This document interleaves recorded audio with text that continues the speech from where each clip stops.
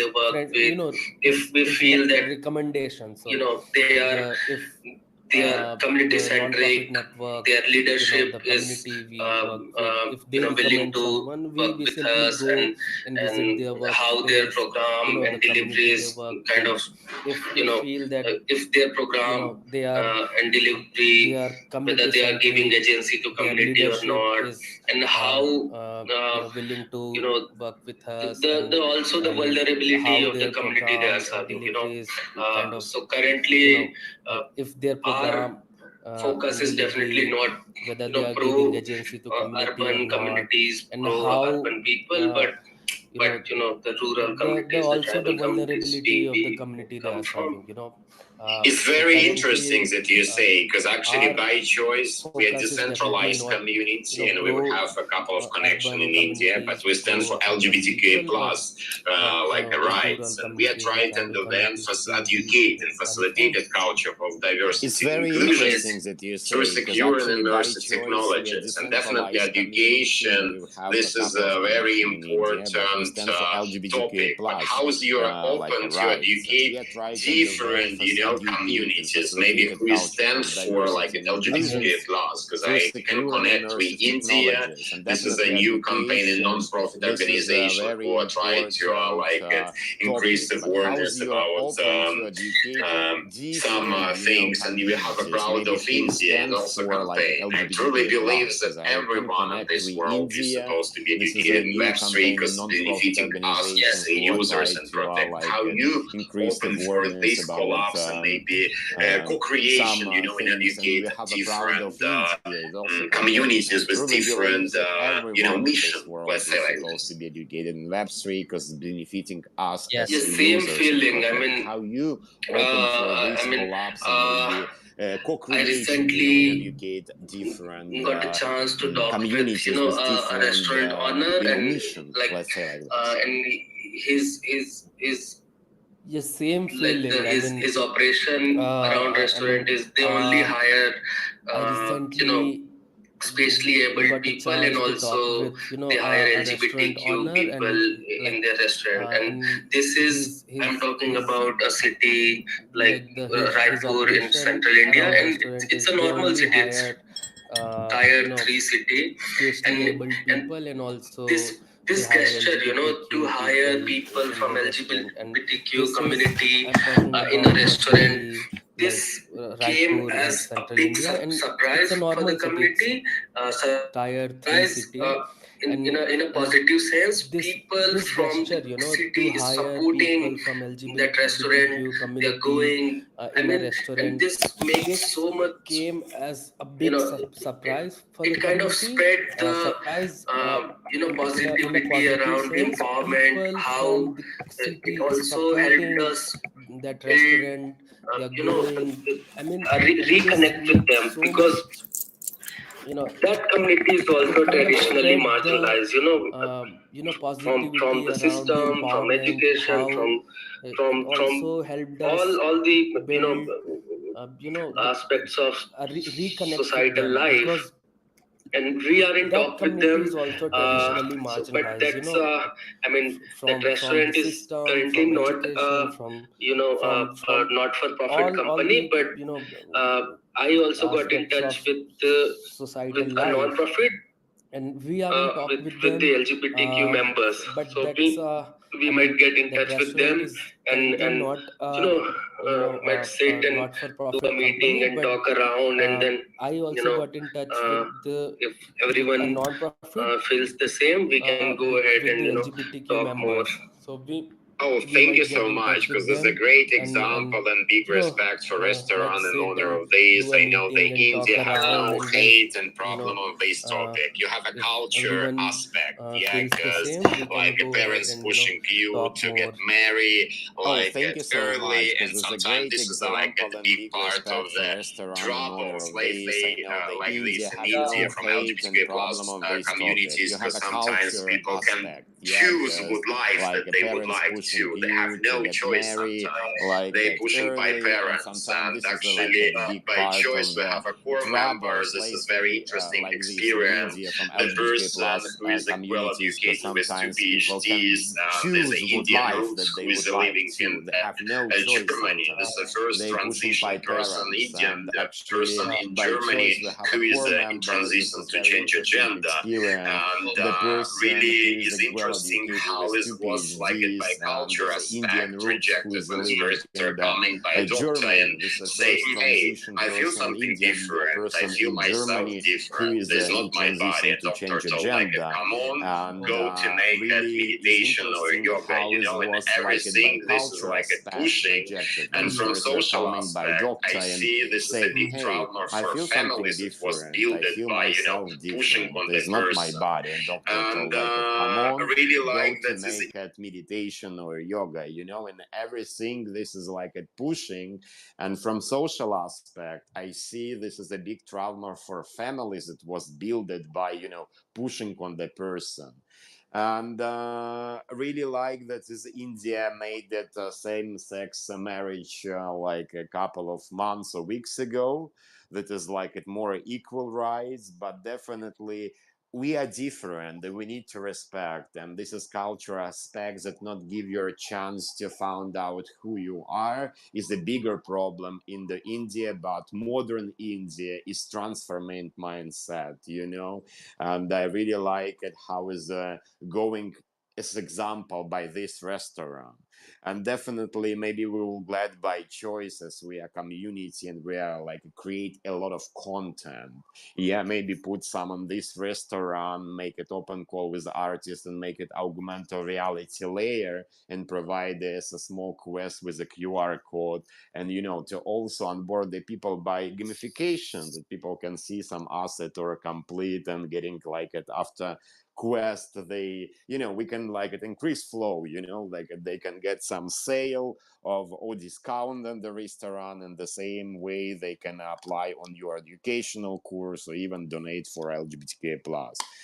Technology is here, and also education is can be like it in more modern way that we are discovering by like a play to learn, you know, and we are believing in this model and learn to earn. This is Amazing. also work. Yeah, but how have like what has your you know key takeaways taking Web3 to the community? You know, the onboarding process. How do you figure out the education? You know, what tools do you use? Any special methods which came handy to you? Yeah, definitely. We are starting as a choice 15 months ago, and we have become by first NFT collection. This is a collection was built by Open Call Marina Abramovich. Is purely like an underground art. Is made it in the Netherlands, and we are bring during celebration Pride people in the studio make it picture to involve them in the process, you know, just would like to experiment.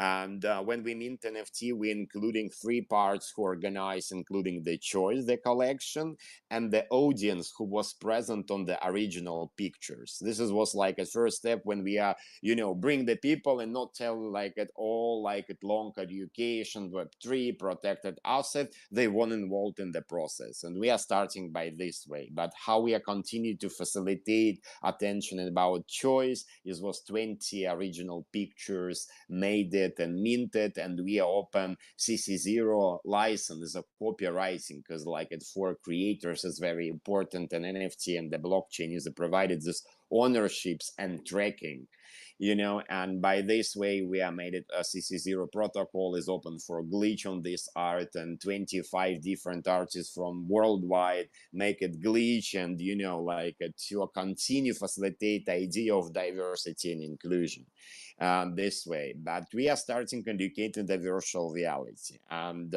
actually we made more than 65 different type of events, and we have a big campaign from the May. This is calling Global digital pride. We done with 22 different prides. We are bridging 5 platforms. We are pioneering by building interoperability by streaming in the virtual reality.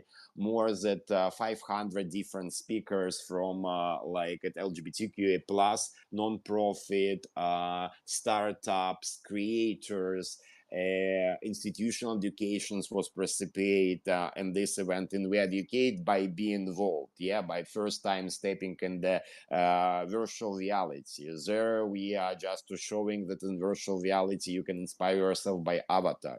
There you can see NFTs that you can buy and support, and will be a splitting ownership.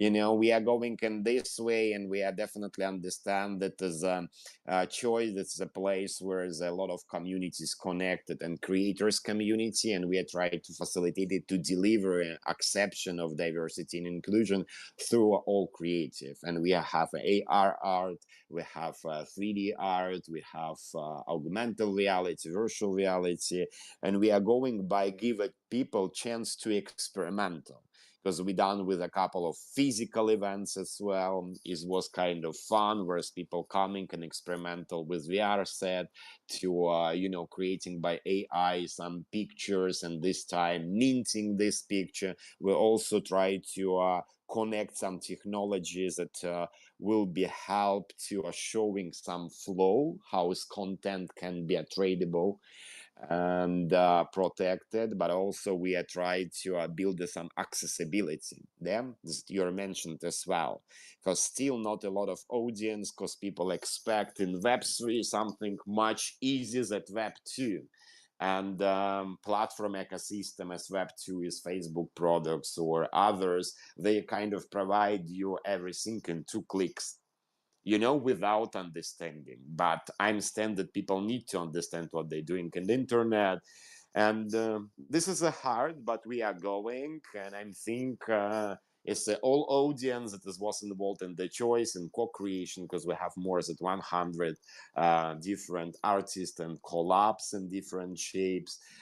I think we are covering around, 30,000 people by participating in our Twitter spaces that we have. And we try to going, but what I feel right now is that the big companies coming as a super world, independent world, in Web3 with a lower layer of blockchain in content and rewarding, and everyone have association that is like a diversity and inclusion is equal choice. And I think I can measure our success in this way, but we're still experimental. To be honest, from my side, I expect more on board people to see that numbers will be growing, to see a different, accounts, faces, and young blood. But again, we have big media, who is pushing us back to talking like blockchain is crypto is scam, NFT is hype is nothing, metaverse is that. What else? What they give us. It's from my side. What do you think? Would you like to reflect? And hey, Jerry, I'm sorry, I have give you no chance to talk. I just wanted to hop on and ask you, Alex, what tips or advice would you give us, in terms of how to build a community and how to consistently grow your community, like you guys have been doing with Choice? Maybe if we are small projects, or really we really want to engage our community.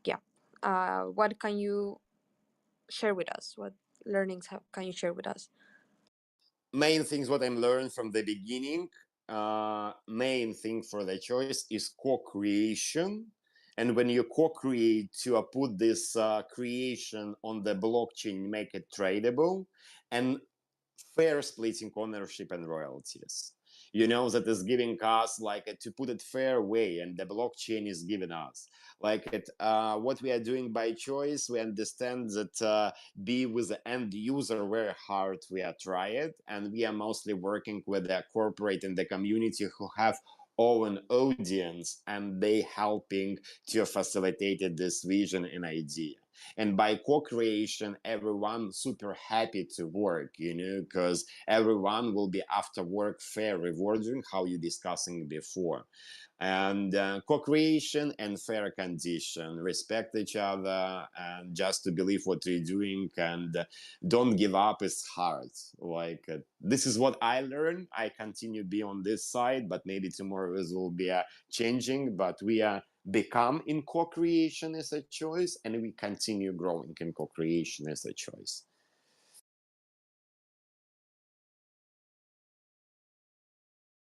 What is your thoughts? What do you feel like? Maybe some feedback from your side how to do it? Because again, we're still young, we're still learning, and for me, not enough. I would like to see a better result with everyone in the room because we're working hard. Yeah, uh yeah, I think like it's the consistency, like not giving up. um I like what you said about co-creation, because it's very true, like listening to what your audience, your community wants, because sometimes we have an idea of what's the quote unquote like correct thing to do, but then um, the community might not feel the same. So I think you also have to be able to kind of like take those I don't know if failures, like rejections, but like yeah, to understand what your community wants and how you can like give value to the community. Because yeah, I feel like sometimes like it's a bit tricky, especially when you are doing like these types of like Gitcoin grants or like any type of um crowdsourcing or asking for from money from your followers. I think it can be, like I think it has to be done with some balance, because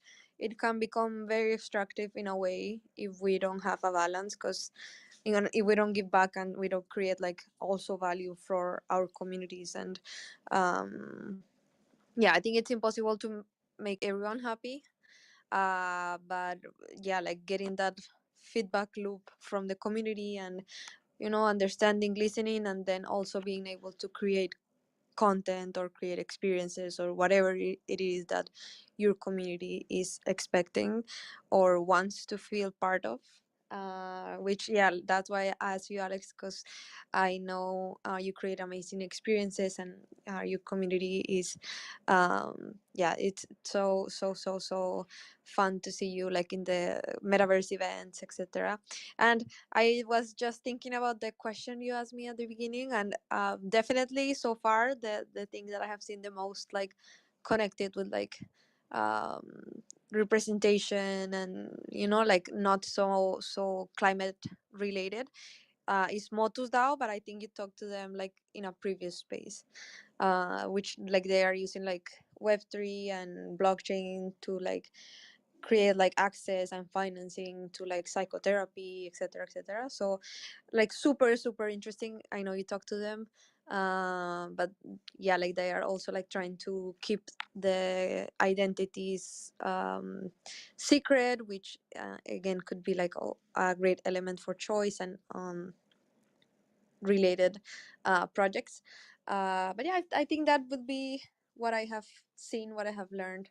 Like not only take and ask, but like give value, like give a lot of value, like more value that you could like sometimes be able to create. What about you, Hamar? What's your name by the? I know you told us Kundan. What have you learned about community growing, Kundan?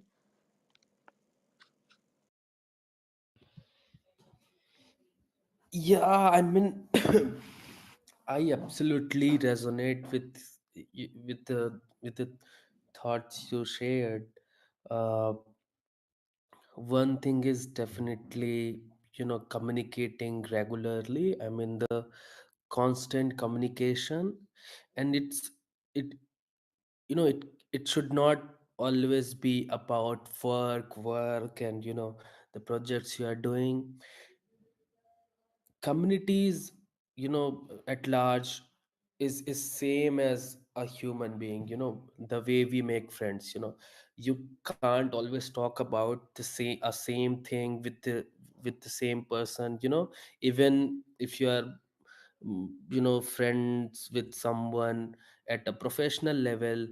If you are friends with him, and if you want to be friends with him for the long term, you'll eventually talk about family, different interests and all these things. So making a meaningful connection is more important, and also sharing and you know uh, sharing their own journey, being part of their journey, uh, giving is one very important thing. Giving what you have, you know at whatever capacity. Your time is the biggest gift you can give to someone. And this is how it goes, uh, community building, community. If if you really want to build, and your intention is clear, and your service is for a cause, the community will eventually uh, absorb you into them. You'll become one. There will be uh, a sameness will emerge out of your connection. And then you'll never feel you'll never feel a difference between the community and yourself. Then there will be no us and they. There will be no differentiation. And that's what happened to us, our college friends, our school friends. Remember the first day we went to college and we went to school, everyone was all new. you know mm, it seemed like they are other people. But then we spent time, we shared our happiness and sadness and all the different parts of our life. And now we are friends. You can't take that friendship and the communion, the feeling of community away from us. It's like this only, I feel. It's like a very emotional journey for anyone to build a community, and we can see this right now, building a community in Twitter space, in tweets. And uh, it just feel so, I would say, so powerful to be together, and talking to each other, and believing that someone there, in different geography, serving different community, but the cause, the service, the the energy is same. So it's like this only. Yeah.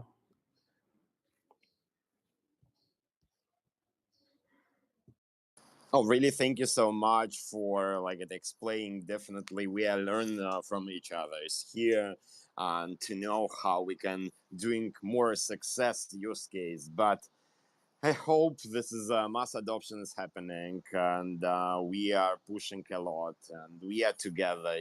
From others countries, super decentralized. It's coming. It's coming and coming soon. We just need to believe and not give up. And thank you, Gitcoin, for keeping this energy together. And reflecting on the like at Gitcoin, this is a place where you're not coming for fun. What I learned and heard about a lot, to build that right community and right intention and get energy, to continue what you're doing. And having this meetup, this is a crowd. This is something spectacular, interesting, and definitely to exchange and learn from each other. This is the best part for me. Why I'm here. Definitely, I'm really appreciate to represent like a human rights, uh, you know, um, side, and how we are trying to apply by our experience. Because definitely, if we are start to respect each other, to be a more, you know. Give equal rights and involvement as diversity, equity, and inclusion, the world will be a better, And what we try to do by using blockchain is reduce middlemen or people who don't want to get this transparency or equal rights or involvement, who don't want to respect diversity. And times have changed right now, and I think we are doing this, and really appreciate you guys, because it's super inspired for me to be a part of Gitcoin universe. And definitely Anna, you are pioneering, and Jimmy for organizing everything, and Igli and Jerry, I see unstoppable support you guys and the rooms, and this is beautiful. Definitely glad to hear from Jerry. Like, are you here? Are you alive? I think I'm alive. Let's go. Are you alive? Are you awake? Yeah, it's good. We need it, like just to Buddy. understand is everyone in the room. Sometimes like a flash mob. I know AI community, and they try to check in who is sitting in the room or who is active. That Anna mentioned that video help her to be in the more in focus. Like a flash mob about if you're in the room, just to put some emotional likes to showing that you are inside, yeah, that you are alive. Why aren't you on this video? Where are you? I want to see Alex. Oh, okay, I will say in incognito. This is a chance for LGBTQ plus communities that we can have this option, to be protected. No. I have troubles with my techniques and everything kind of destroyed. I'm waiting when this year will be an end, and this is the reason why I can't join. I need to just to be here or there, and yeah. That's fair enough. That's fair enough. We all have those little technical issues. I mean, I have all kinds of technical issues all the time, especially when it comes to X spaces, and my stewarding responsibilities, and being able to sign in, and all of the opportunities. We don't call them challenges around here. Those are growing opportunities. So we're figuring it out.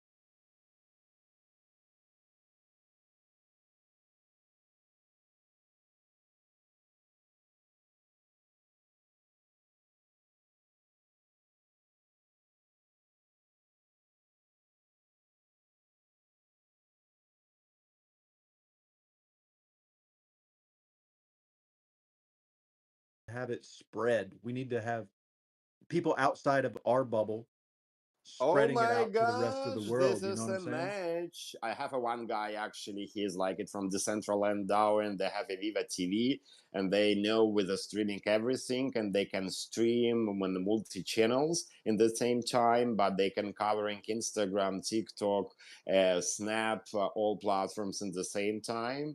They're actually helping in the Global Digital Pride in Milano. Everything's happening in the metaverse. They streaming in all this channel, this level, what we can doing.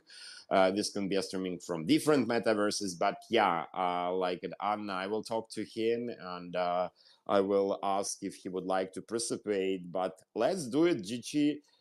20 with the metaverse, guys. We are talking with Igli already. Like I try to shake my team because again, the choice is not only team and the communities. We have developers communities who is helping us a lot, but I'm pushing for a GG 20 maybe to implement something in metaverse and experimental, at least maybe some main pitching session by Gitcoin is can be a present and added in the streaming channels as well, that I would love to add it. And content, Jerry, exactly how we have like it, spreading words about the culture of diversity, equity, and inclusion. Co-creation is make it content, and I think every idea can be a delivering by social media, but by social media now people too are spoiled. You need to surprise them every fucking day. I'm sorry.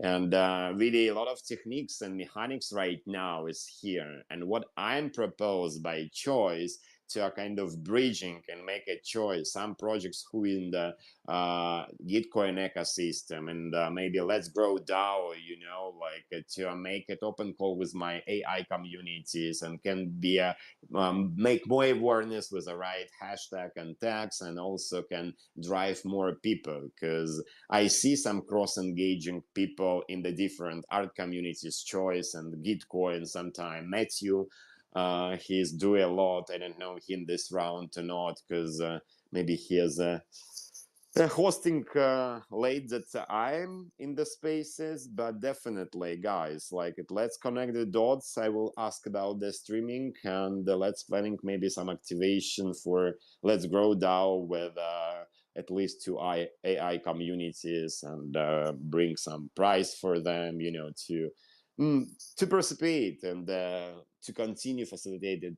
value of unity, of more sustainable world and human rights. This I Well, hey, really love it. you're just talking about prizes, my man, and I tell you what, there are quite a few prizes. There's some NFTs to be given away right here in this space. We have them. I don't know what our count is at the moment, but we do have somebody here, Mister Earth Solarpunk Maxi himself, who is giving away some of these fantastic prizes in the Solarpunk NFTs in our spaces. And all you have to do to get one is just be here. Amazing. You see how is it connected? Like a great job, you know, very smooth and cool. Love it. And let's know about this NFT. Definitely is very interesting because is a kind of prize and rewarding, can be you know, as a also honor of participation of the movement and GG19. What is can be better that you can collect it and prove you're being there. Tell us more about NFTs. Hey. Hi, Jerry. Hi, Choice. Thank you for setting that up so wonderfully, Jerry. Yeah, it's. I feel like this is our third rodeo of sorts. The third time we're experimenting with 24/7, and a lot of things came up in the past. And one was since we're trying to actively engage people and like try to spread the word. Finding some form of reward mechanism, and I think Jimmy really did take it up on a very serious note. He got a lot of interesting impact based NFT projects to offer their NFTs for giveaways and start. But in our case, because it's him and he's also taken one solo punk character. We were just more than happy to be a part of that amazing initiative where we don't have ready-made NFTs to give, but in our case, like I think One sec. I've got a bunch of crowd in the house. And there's a bit of a noise, but yeah. So in our case, whoever does end up winning, they would get to fill a form that is there in our pinned tweet, where we would get some inputs from them in terms of how they envisage their solar punk character, and then we get to work, and we send some samples, and then there's a lot of back and forth till we are able to fully identify, like, and fully resonate with the character that we've co-created, that's not necessarily representing you, but it's like your solar punk version. And that in some ways is also, we've done it like this so that we are able to create characters that are inspired from real life solar punks, and then those characters would then serve as core primitives to the entire solar punk universe that we can build on top of them. So I think that's been the promise of sorts for most PFP or character based NFT projects, where these things serve as a primitive, and then you go on to like make a lot of things on top, like going a few decades back, being able to like pick up a Batman or an Iron Man or a Hulk character, right? And like it's so right now the process is that like each individual is designing his or her solar punk character, and then we will soon have a time where we will start creating short films and short sketches and short comic books on these characters, and then kind of like establish core primitives behind these characters, which will then serve as inspiration to whoever is a part of this to build things on top. So we've got some exciting plans for this, and I think overall, the kicker I'll is that every character that's minted, and all the trades that happen, and all the interesting content that's built on top of this will always be powered by Earthcoin. So every contribution made for any of this will go 100% towards minting Earthcoin.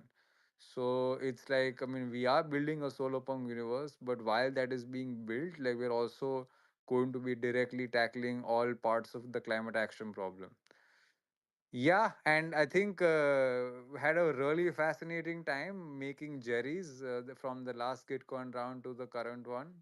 We had some nice back and forths, and that's what I like to tell people, right? Like they're a little apprehensive in like suggesting more and more changes, but that is what kind of makes it a lot of fun for us also. That we really continue digging deeper till we are not fully satisfied with the outcome, and then we go ahead and mint it, and then once it's minted, it's fresh, it's solidified. But we've designed new contracts, so there is going to be the possibility of being able to upgrade your character. And what we are thinking as of now is then, like, your characters will start upgrading, some animation, some background, some sketches coming in as your character buys more Earthcoin. So let's say if it's Jerry's Earthcoin and Jerry continues to build up his Earthcoin stack, as he builds up more and more, like it will start unlocking various things associated with the character, which will also in some way guide us in terms of signaling as to like how much effort do we need to put where and on building what, so that we always have something that these characters can look forward to while unlocking. And another thing that we have added with these characters is that, I mean, once we launch Earthcoin, we have a 5 to 6 step process before which anybody will be allowed to mint Earthcoins, fresh new Earthcoins from the protocol. The others can definitely buy it from the exchange, but if you want to be responsible to be creating new Earthcoins into existence, then one of the criterias over there we have mentioned is that you XYZ would need to have a solarpunk character before they are eligible to mint Earth coins. I think it's just an important step in being able to first know what the project is about, what are the core concepts about, and what are we here for, in order to ensure that there is like adequate alignment to be able to meme something like Earthcoin into existence. So yeah, I do see that what started off as a very novel way of creating bespoke solar punk characters, because I mean, I did not want to create something where we were just going to have like one standard format and then do a bunch of mix and match, because each person is uniquely different. While all of us being the same, we're also very uniquely different. And I really did want that diversity to be able to get represented, right? Like when somebody sees this like ginormous collection of solar punks at some point, they should know what backgrounds, what geographies, what skill sets have all these characters come from. Because whoever we are minting a character for, like up until now, it's been the case that all of those people, in some way or the other, are actually doing something which is very solar punky in nature. And it's all of their collective actions that is going to make that solar punk paradigm a reality in the future. So that's kind of what the NFT collections also meant to represent, that we want to showcase where these solar punks are getting coming out from, create like a avatar for them, and then build an entire metaverse on top of it. But yeah, I kind of now I'm forgetting what was the initial question, so sorry for that ramble. It's okay. This was like a long explanation. You are start to explain about the NFT as a prize who people can having in this space. How is Jerry connected? But I like how you fly and is like at my journey because we do the same. We by different communities getting character for choice how they see, and especially for fashion, we got two new characters. We have already like at five or seven different ones that we are using in the metaverse. We are thinking how to make it more tradable. Definitely will be interesting if we'll be talking about the diversity, yeah, because we are represent diversity. I hope we understand a lot and talking enough for facilitating this culture, but we'll be glad to have something for the character for their choice, you know, how you see it, because in our virtual reality one artist providing three genders avatars. We have three different characters. It was very interesting design. And how will be your reflection on decentralized diversity, inclusion community? And maybe we can doing something interesting small collab about together, because it's very uh, align what you're doing, what we are doing, you know, and we can engage our audience and add it in the culture and missions that we facilitate, be different angles, but still philanthropic and right things. Yes, yes, yes, yes to everything. I feel this is great, right? I think it works in this way where we come and we just authentically share what we're doing. And then, like, you inevitably do end up having somebody in the audience that resonates with what you said. And yeah, it's weird. I think the way even I've been trying to approach partnerships for the longest time in this space is just primarily looking at value alignment. And I think if there is some sort of value alignment, then I think the other bits do end up taking care of itself. Like maybe we don't have anything very juicy to work on now, but we do something now, then something later, and then something like really kick-ass comes up. And that's how at least has been my thinking. I'd love to know how others are also approaching it. But if there is value alignment, like if not today, tomorrow, at some point or the other, something like quite kick-ass will end up happening. And it's just good to build your tribe with people that overlap with the same values. We're around when like stay here and not go away. Definitely, Jerry, is your time? Yeah, you are hosting this time. I will be more quiet and listen to you, but still will be in the speakers a bit to support you. Absolutely, buddy. Yeah, we're waiting for the guest to arrive, but I think that it's going to be an interesting thing. Also, for the Solarpunk DAO, we're going to be talking about DAOs because this guy is from the Hive DAO, and there might be a good uh, synergy right there for these things. And I want to give a little bit of background on my Solarpunk character that I was able to, I guess, advise on, give information to allow them to do all of the hard work and the heavy lifting with all of my imprecise, ridiculous requests. that I wanted to have because I wanted this and I needed that and I want this and it's got to look like this. And I think we ended up on revision number 69. It just so happened to be, I don't know why that is. It just worked out. It was the perfect confluence of things that made that arrive. And then I won another one in GG 18 from the Tree Gens and from doing this that was given to us. And I'm looking forward to being able to do that because I want one for my wife. I think that that's going to be a fun thing to do. And I believe, if I'm not mistaken, I won another one, buddy. Yeah, it's quite ridiculous. Yeah, Jerry, how I think you somehow aligned the universe, because even the last time that you won, this time around, like the brief was, we decided that the 69th person that has put hashtag let's grow is going to be the winner, and he was interviewing somebody from the passport team, and I was the one doing the counting. And since there were not there weren't 69 comments to that tweet, like I searched hashtag let's grow, and then like yours was the 69th result. And I'm like, dude, now I mean, okay, I don't fall for these things generally, but there just might be something that's hard to ignore, because yeah, even while making those characters, I think we actually made, like, I have up to 120 or 130 characters that I've saved, but I'd only sent you from that like some 65 to 75. And then from that, the one that you ended up choosing was the 69th one. So I mean, I'm not saying universe is saying, I guess, so we will just leave it at that. Absolutely. You can't make that up. I mean, it just happens this way. Like, if the universe says that it's happening, let it. Just let it do its thing. I couldn't be happier with that. I think it's the most awesome thing ever. I want to have, I mean, I need to win one more now, or I'll just have to buy one more because I've got two kids and a wife. I want us all in the solar punk Earth Familia.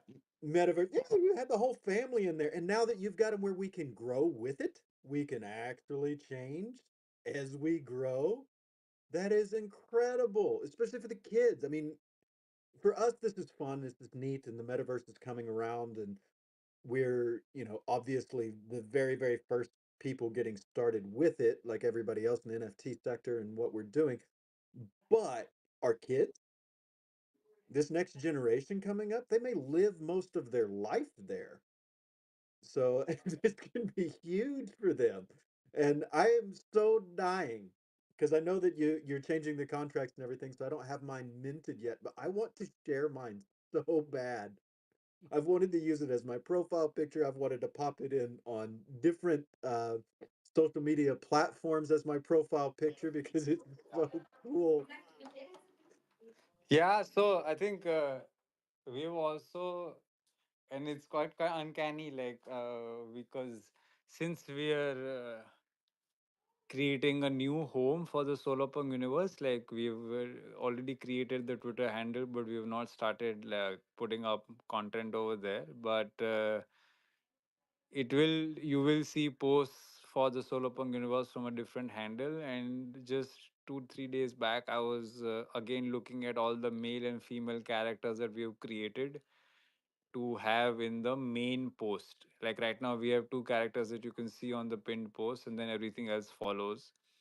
And there is a decent chance, Jerry, that we might end up picking the one that we've made for you to be the main post, at least for the male side.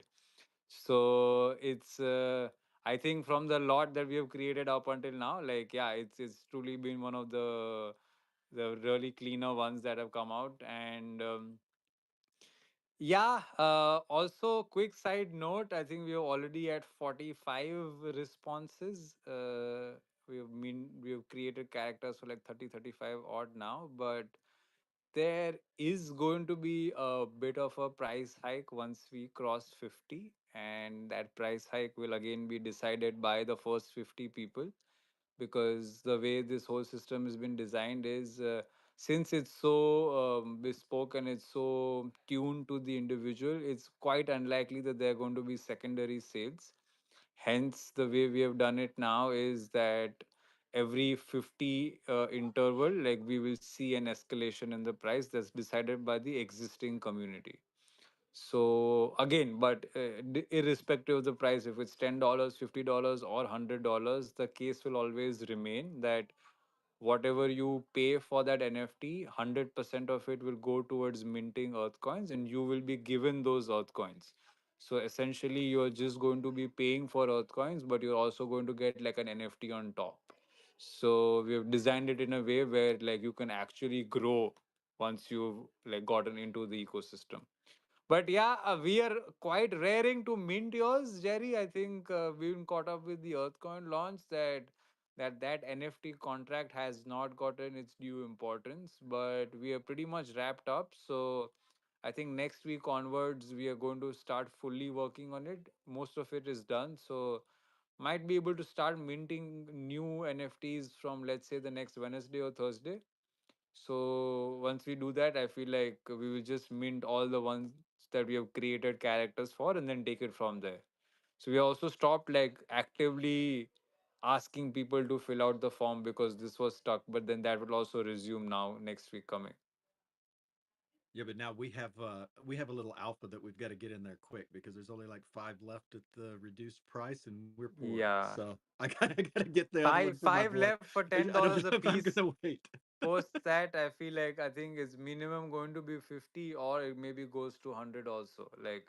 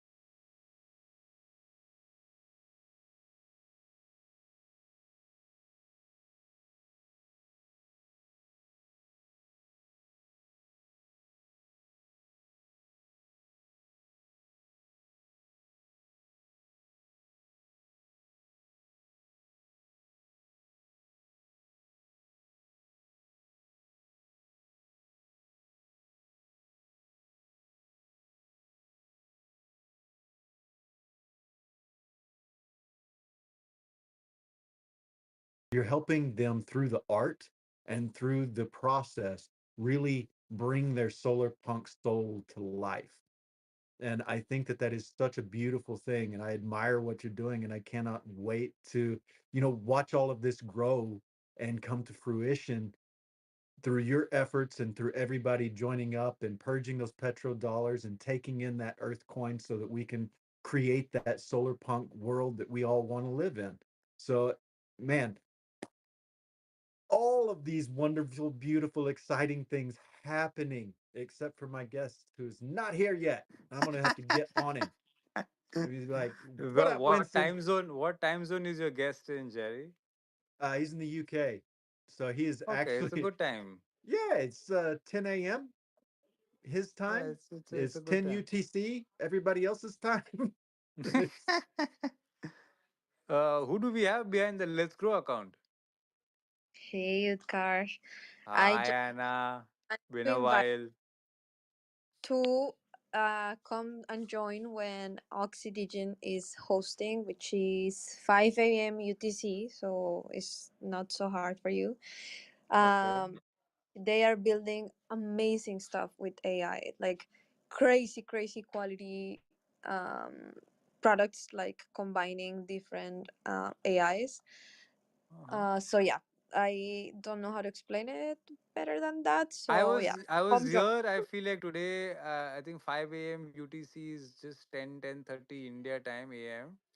And I was in fact here when Marco from Aloysius and him were having a chat on AI art, and that's the time when I stepped in and I started jamming on the conversation, and I was talking, and then I realized, oh damn, the battery was out, and I was like 10 minutes away from the charger. So I gave my last bits then, but that was, like you said, it was quite an interesting conversation, especially because I was hearing like, because I've had a lot of interesting conversations with Marco also one on one from Aloysius in terms of the role that AI has to play with art and like how it helps us do sense making, be able to portray what we are feeling, and yeah, talk about like the benefits on both sides and see where the drawbacks are. And it's an interesting space that we find ourselves in today's time, because um the analogy that I like to use is that what we see as AI maybe was what the camera did for photographs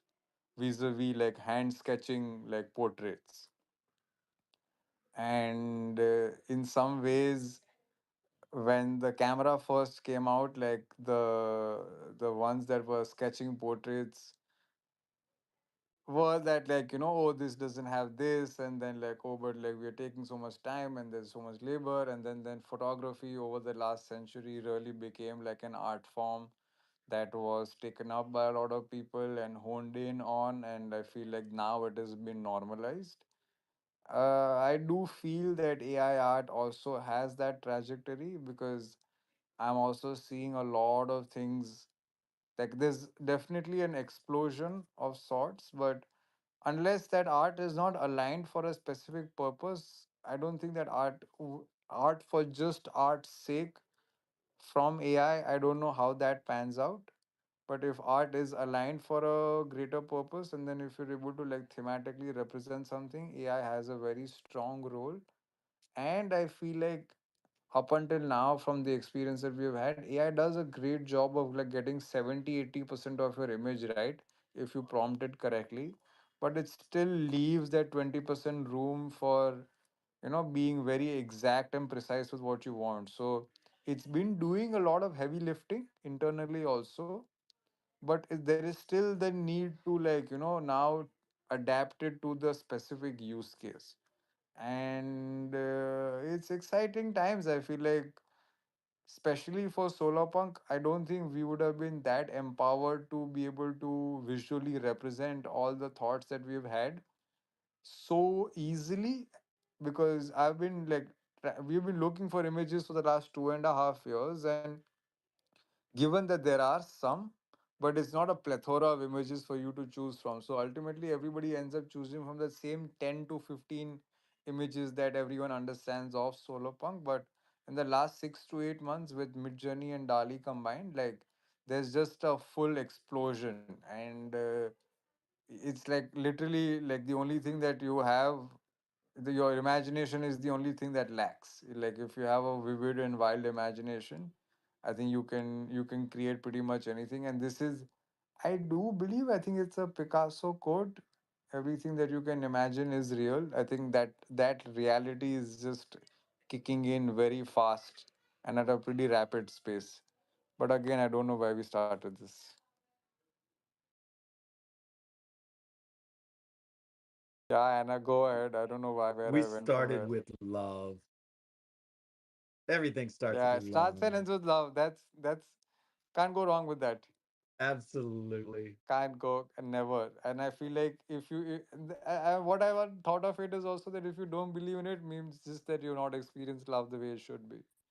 Because I think if you do, there's no going back. 100%. That needs to go on a bumper sticker or a t-shirt.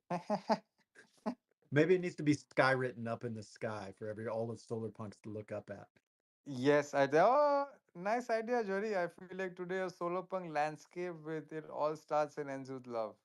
Ah, yeah. Yeah, yeah, that's coming. Cool. Dali's got some work to do. Nice. Vulnerable. Oh, you stepped up, you walked off.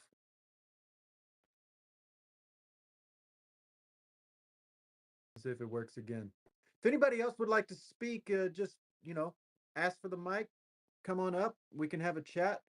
I did want to mention one thing that I noticed earlier today. I actually shared it with Civil Monkey down there, or maybe Human, however you would prefer to be referred to these days. Um, and that is that Ripple has partnered with an African telecoms company to accept crypto payments. 27 countries, across 27 countries. And we were talking about that the other day about, being able to, pay with crypto so that you don't have to take it out of your work. And we were talking about it with Steve Tweets and with Iwaka Uganda, about the ability to be able to do that and the way that they were still having to change it into fiat to pay for things and do things. And to have this now at least coming online, right? Coming to fruition. We don't know. I don't know the extent of it yet. I have not delved any deeper into it because I just haven't had time yet. But I will, and as soon as I get some more information about that, I'll share that because it's the use cases that I'm so big on. Like we have to show that it's actually usable in the real world and it's becoming a viable currency for people to get over the stigma that crypto's a rug and everybody it's a scam and it's not working.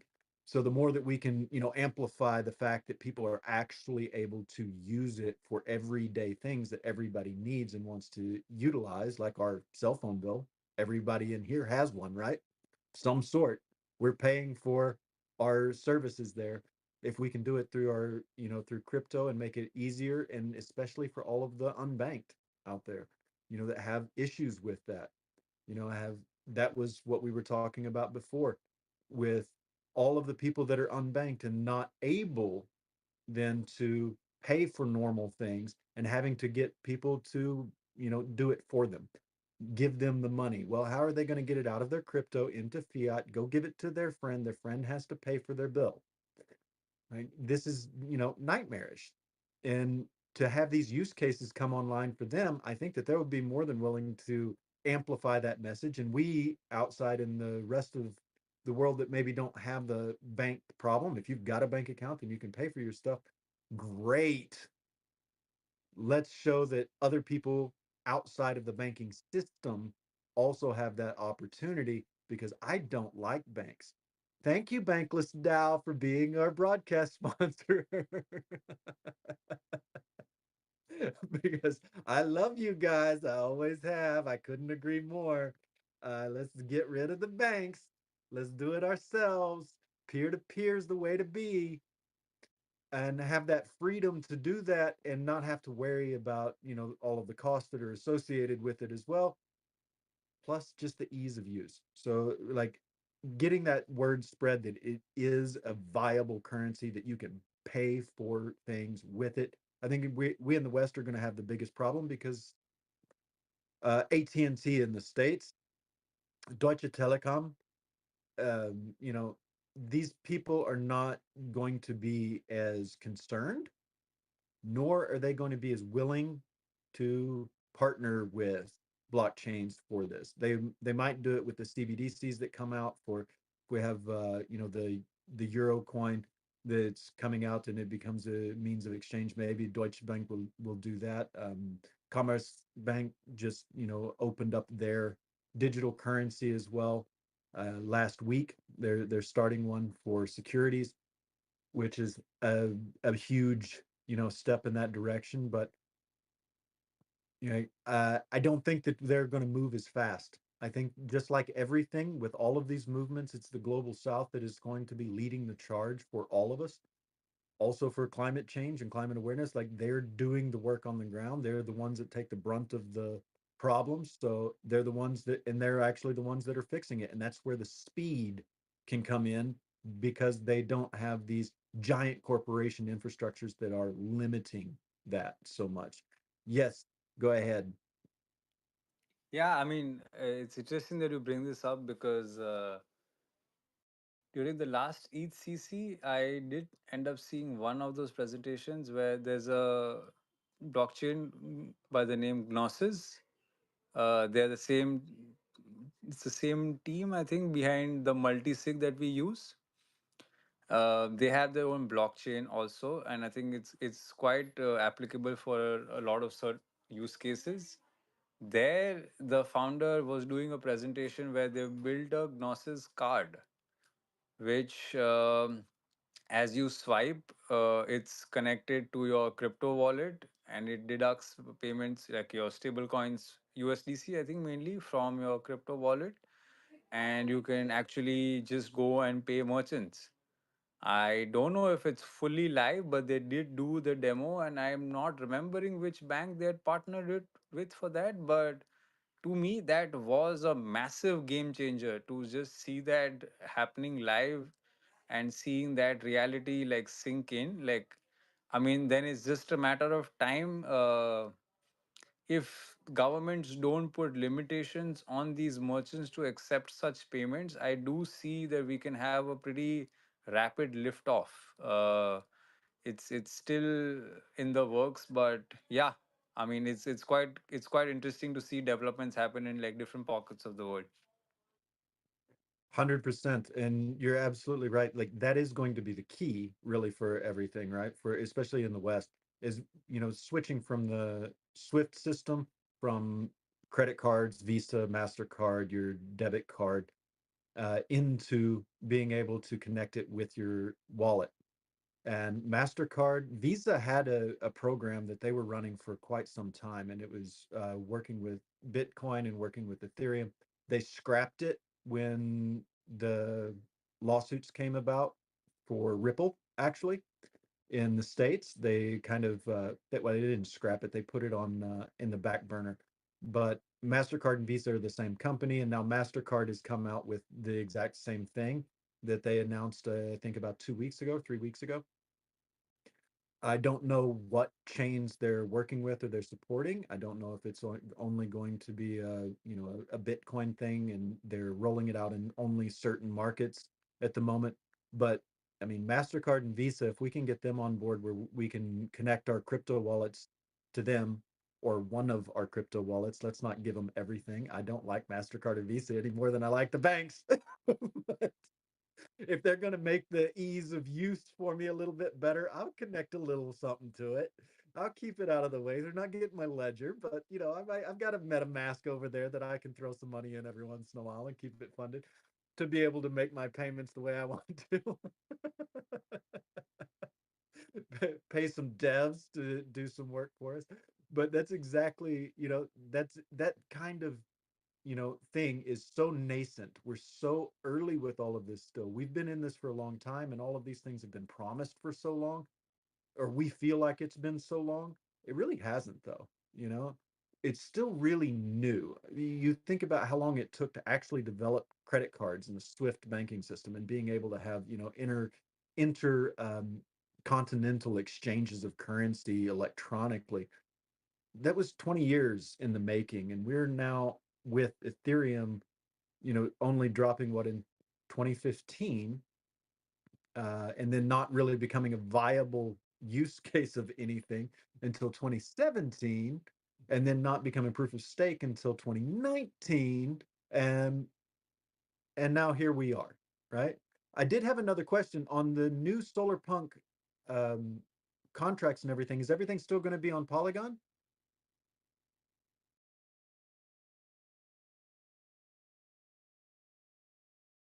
Guys, still there? You too? Sorry. Solarpunk Maxi. I think he left. He left. I'm just not seeing it. Yo, guys, I'm just saying Oh, bye to somebody at the house. Just be back in 2 3 minutes. okay, cool. I'll hold that question for later.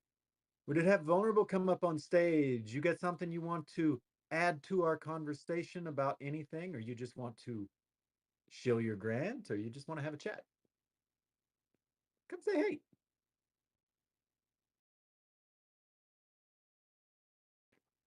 And I see a Trejan. I wonder who that could GM be. friends, how's it Oh, growing? it's a Jimmy's growing on. What's growing on, fam? Oh, we It's got a Choice up Jimmy here. growing out. Uh, What's cracking? How you doing? I'm doing How good, you buddy. How are doing? you? I'm pretty good. I mean, I woke up with like a blocked nose. Um, Probably fine though. It's is what it is. Ain't no Do thing. you I'll take shake it steams, off. bro? Do you take steams? Hot water steams? I should steam myself. Is that what you're suggesting? Yeah. So ideally, like, I mean, we have something. I don't know if you Vicks. You just put like a quarter of a teaspoon of that Vicks in like steaming boiling water, and just put a towel on your head and just take in those fumes for like 5 to 7 minutes. It will really open up everything that is blocked. All right, that's some solid. Yeah. Wait, so I take Wicks. Do I you have it? Vix. Do you have that? Oh Vicks. Oh Yeah, yeah. the yeah. I know what you're talking about, but I don't have. Yeah, you put it on it. But even if you don't have that, and even if you just like boil a pot of water, like, but it needs to be boiling so that it's fuming, and then just inhale that for like, and it's going to like probably burn your nose a bit.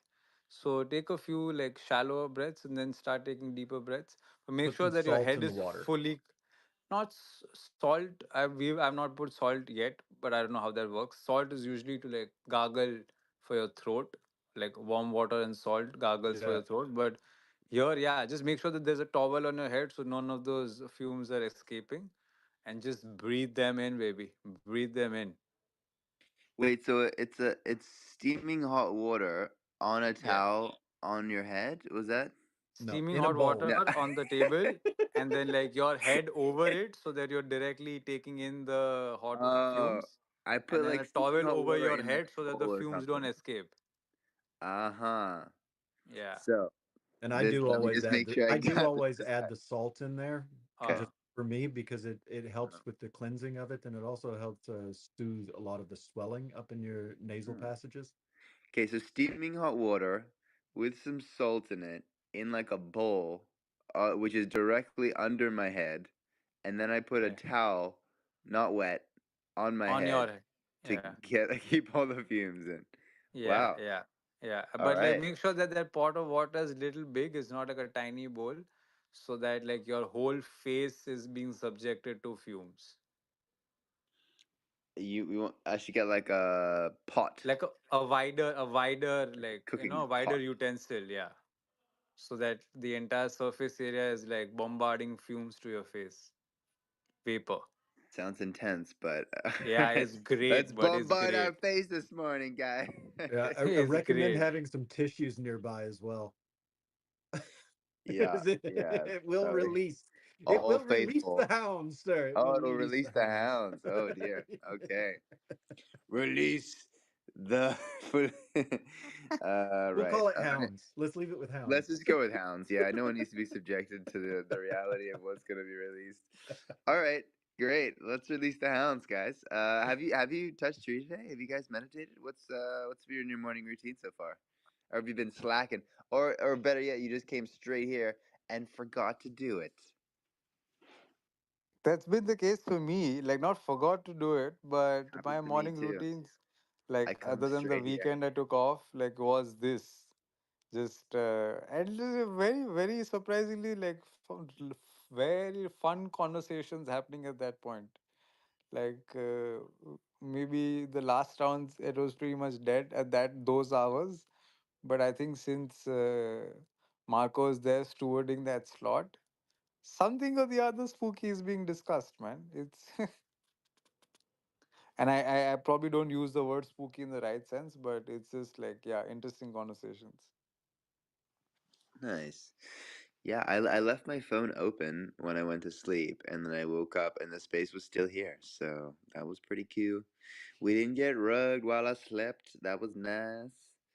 But yeah, I'm gonna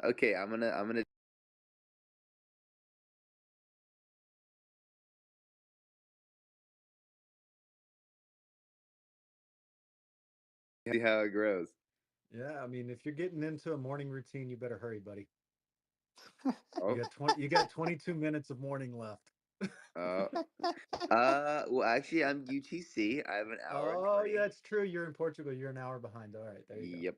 And yeah, I was up All well right. past. So you got time for your morning stuff. That's right. Okay. Thank you, good sir. Thank you. Hear me. Enjoy it. Enjoy it. Needs some healing. I have to say though, the stuffy nose does give kind of a good gravelly bit to your voice. It sounds good. Sounds good. Gives you a good deep sort of radio voice. We should maybe get him to do like a mini Let's Grow recording right now with this voice. Yeah, it's like before you steam, wait, before you steam, come back. You've got to get us the let's grow.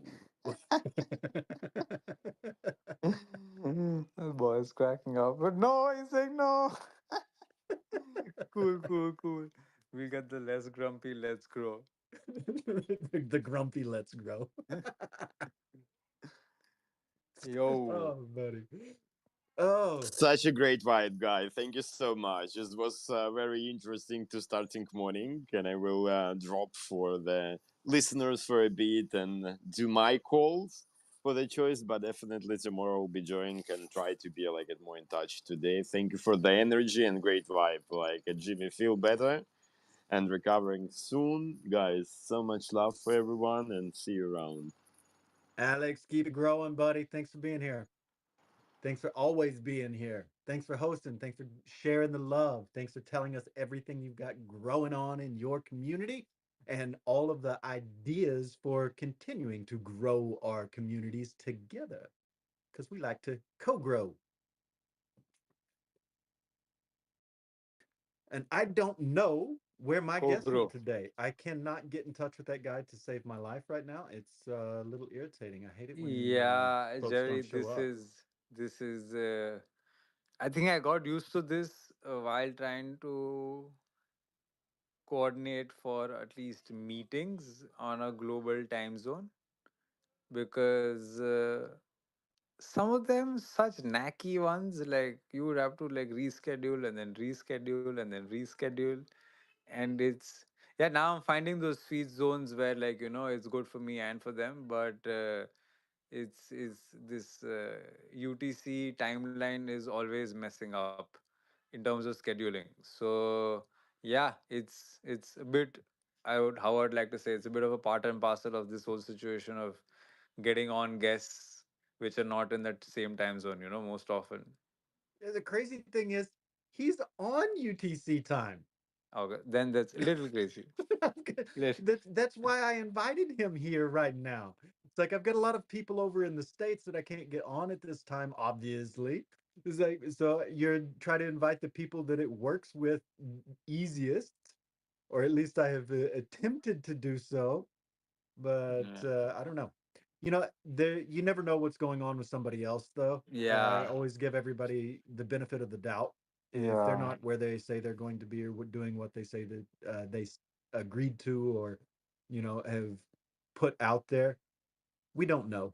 He's got a little girl. He may have issues there. She may have a stuffed up nose, and he's got her right now with a towel over her head and a face full of steam.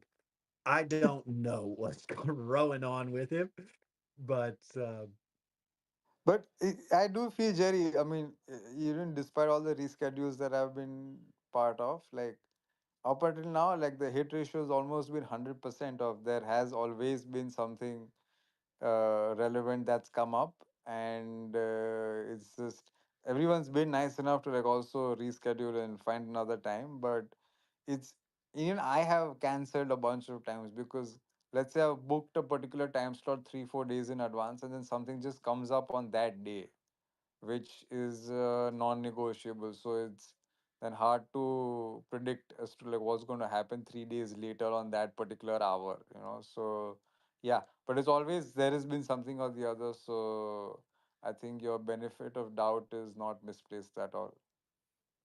I don't think so. I mean, I do have that, very, very strong belief that people are good, and we all want to do the right thing, and we all want to live up to our responsibilities and our ideas and our word.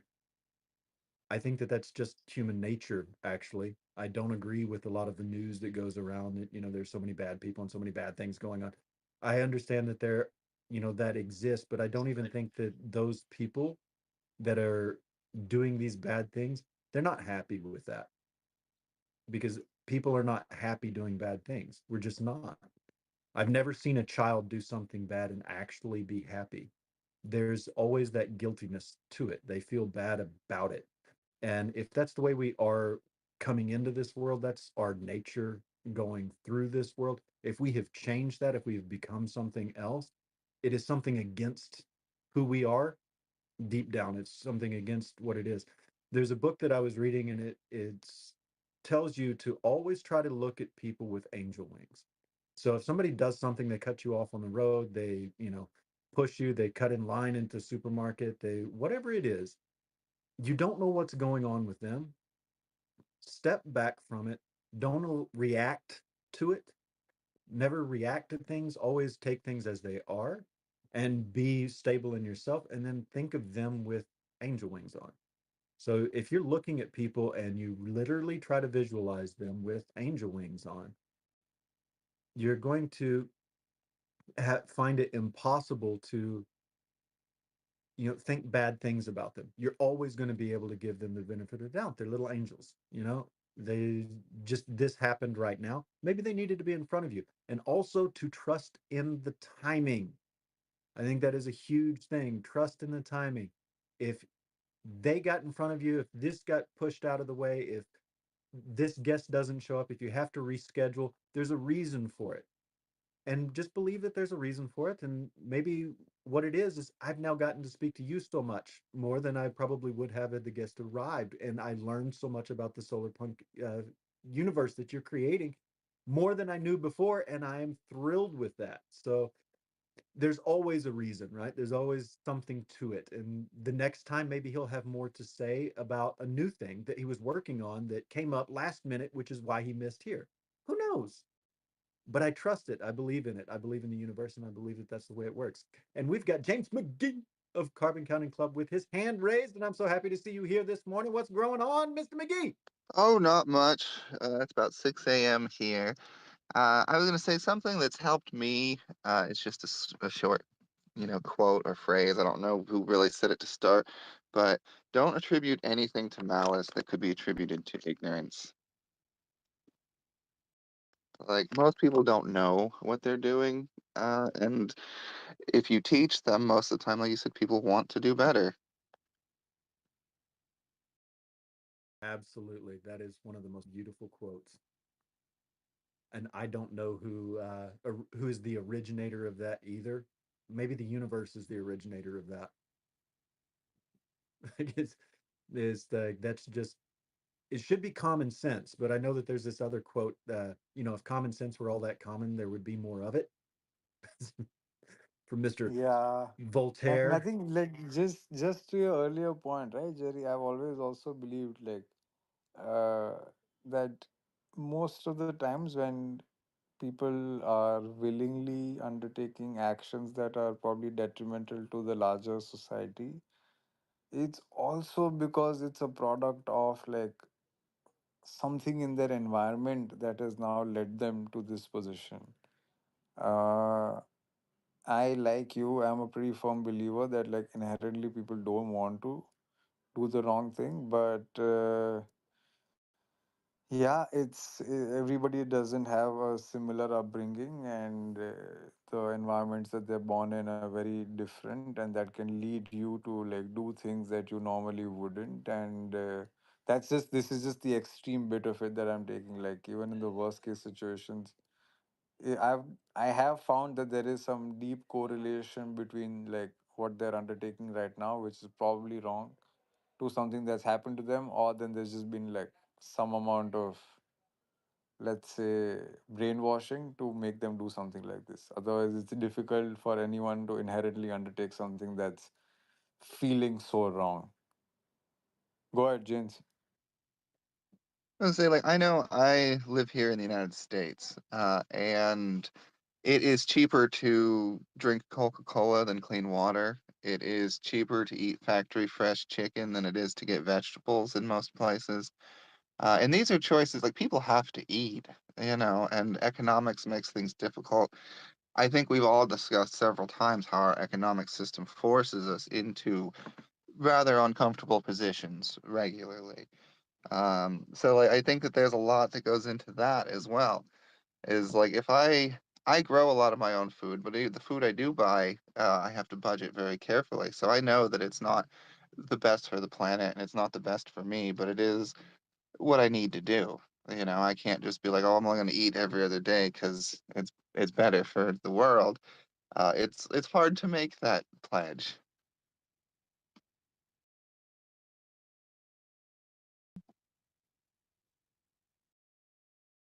Yeah, it's a tough situation position to definitely be in, and yeah, it's weird how it gets like that, but it just does, and That's why I yeah, also we think should. that these programs that are working on changing the overall paradigm, giving people opportunities to do regenerative works, like it's also very hard for me to find a job that I can morally do in my area. Like everything is fast foods or factories, and it's just so depressing. Eh, I think this is something that like I've also been sharing with people a lot, is that like, somehow we do find ourselves at a point in time within society where like it's just economically more sound to do the wrong thing in some ways. Like technically what sounds wrong in terms of, let's say, cutting down a forest or eating junk food or like having sugared water being cheaper than clean water, like those are not positions that we would want to find ourselves in as a collective, but somehow we are here, and it's the incentives are designed in a way to make the seemingly wrong thing like propagate faster, and that just like points to something very fundamentally wrong in the way we operate. I think that is something that as a collective that needs to be addressed, of how do you just holistically redesign incentives and systems so that like people, when they do want to do the right thing, are not economically disincentivized to do so. I totally agree. I think that you're working on it with, Earth. I think that Evergreen Coin has been making an attempt at it for years. I do feel like there are so many new and useful tools coming up to quantify the work people are doing, which I think is definitely a step in the right direction of getting market value to the right things. I think that historically people did the right things and they didn't need the incentives of the economy. But now that everybody is inside the economy and the incentives are built backwards, we're like, oh no. Yeah, it's an oh no situation. Yeah, I think Jerry had your hand up first, and then Liana. Yeah, I wanted to continue with what you were talking about there, which is, you know, people being economically dependent upon making some of these choices that are maybe not the right choices, and being somebody that's been so pro sustainability and fashion for so long and pushing for new um, ways to get better materials to use that are inherently more expensive, that slow fashion is more expensive than fast fashion, and people need to put clothes on their back and they need to go get dressed and they want to look good and they want to look nice, and there's so much social pressure to not repeat outfits and do those kinds of things that it becomes a bigger problem with always feeling like you have to do these things, or you are making choices that are not necessarily in line with what you feel is the right thing to do. Or even worse, you're not thinking about it because you're worried about your own existence. Like, if your biggest worry is, do I have enough calories to sustain myself? Does my family have enough calories to sustain myself? Where those calories come from is not your biggest concern. The fact that you need those calories in order to survive is your biggest concern. This is a very real portion of things, and it's incumbent upon all of us to recognize that and also find ways, and I think everybody is doing that in this room and working towards those goals of being able to supply better versions. Because what we've been given this far, and I still trust the timing on this, industrialism has not been a catastrophe. Capitalism is not a catastrophe. Capitalism is a good model of doing things. It incentivizes people. This is nothing wrong with capitalism or these things. Incentivizing people to do the right thing is a helpful thing. It makes you want to continue to iterate and grow and move things. And industrialization has not been a bad thing. That has given us what we have now. We would not be anywhere close. Maybe the earth would be a little bit better off. Maybe it wouldn't. Maybe a pandemic would have actually wiped us all out already. Maybe the earth would be fine, but there would be no humans on it. So we wouldn't know. And consciousness is a part of that value chain, right? Our consciousness maybe created everything. I believe that our consciousness has a very strong point in all that we do. And I also believe that that is that soul, that is that spirit. And I think people have gotten away too much from the recognition of that divine spark within themselves, of that soul and of that spirit. And they're not thinking enough. There's not enough thought about themselves and about that reality, that they're more than just what these calories necessitate. They're more than those things.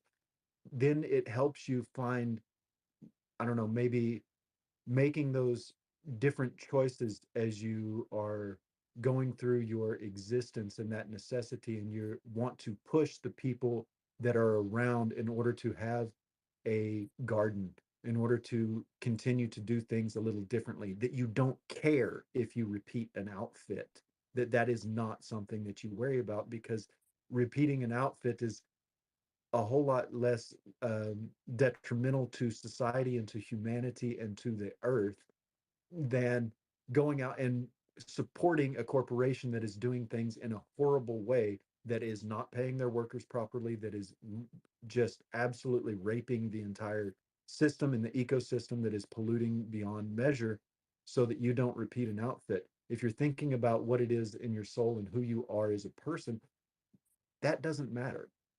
Like, what you're putting on it doesn't matter. Who you are deep down matters, and who that is, and having it, being in touch with that spirituality and that inner strength and that inner ability and that inner child that is good within you, is going to be the one that leads us to this new regenerative force. So it's a multi-step prospect, and it's a multi-step problem. And we've got to incentivize people to be able to do the right thing. We've got to change mindsets, and we've got to get back to a more spiritual way of looking at things. And we've got to do all of them at the same time, sort of. They all have to kind of go hand in hand and work with each other in order to build that, in my view. I mean, this is not financial advice. This is not spiritual advice. This is not any advice. This is my opinion. And I was once told, opinions are like buttholes. Everybody has one, and they all stink. But that aside, I want to get But to Liana having there. having said that, Jerry, I think I was just going to say that in my very humble opinion, I would not change a single word from whatever you've just said. So yeah, maybe we've got two stinky opinions now, but we can. Liana, do you want to share what's on your mind? Yes, thanks. I really enjoyed the conversation, and in my opinion, I think we're gonna have to do that now, right? Like, in my opinion, I think we have just been educated wrongly, right? We have been educated to have this moralistic judgment. What is right, what is wrong, what is black, what is white, and we judge people too easily as well, and it really dehumanizes people, right? And we lose that compassionate nature of ours, and I I always kind of come back to this question of like what makes us feel alive, right? And when we think about what makes us feel alive, um, and if you really dig deep, being in service of life to life is what makes us feel alive. So if we kind of anchor ourselves to that and think about the other person, like what makes this person feel alive, then we bring the compassion in, and we bring, you know being in service to others. um, yeah, that was just my little 2 cents worth, my humble opinion. But I think I love what you just brought up, and that's a question that like you and I have on and off dabbled with quite a bit. That like at the end of the day, what we think of as happiness, I don't think it's happiness what we want. I think we want a satisfied life, and a satisfied life doesn't mean a happy life at all times. We want to like put in some hours of work. We want to like have challenges, and then we want to conquer them. And I think it's in that sense, it's whatever makes you the most alive, also has but changed over time. Like even if you have to track our past to now, I think from the hunter gatherer phase or whatever existed before that, what made them feel most alive compared to the people that were farming or the ones that were like conquering kingdoms or like maintaining treasuries or coming up with inventions, it's always evolved. And it's now maybe we find ourselves in a time when things are so rapidly evolving that at some point maybe we don't keep pace with how things have changed so much that it can take us a while to really identify, like, what's making you feel the most alive. Because there's also like too much stimulation right now, and like maybe there's just a plethora of choices also coming your way.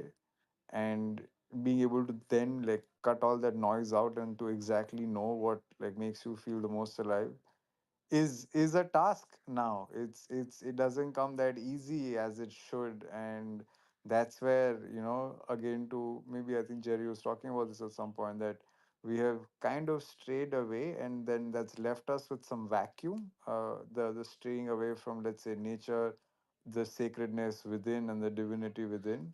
That because maybe we are so not in touch with it, that like we're trying to fill those gaps with things that we might not necessarily need a lot of.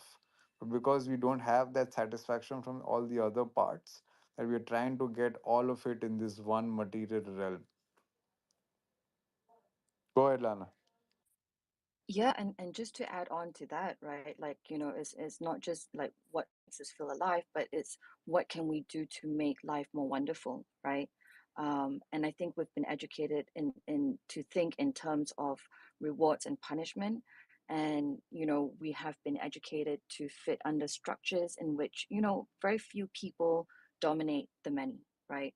And we've been taught to think more of what them, like people, especially authority figures, think of us, instead of, what we want and what, makes us feel good and what makes, um, yeah. So the reason, if they judge us as bad or wrong, then we do our best to kind of, get on their good sides, right? Because we want to be rewarded. Yeah, sorry, Jerry, go ahead. No, I didn't want to interrupt you in any way. I was listening to it. I was just going to add to something that you were saying there and to what it was telling us as well. But and that is, I really believe that happiness is the big goal.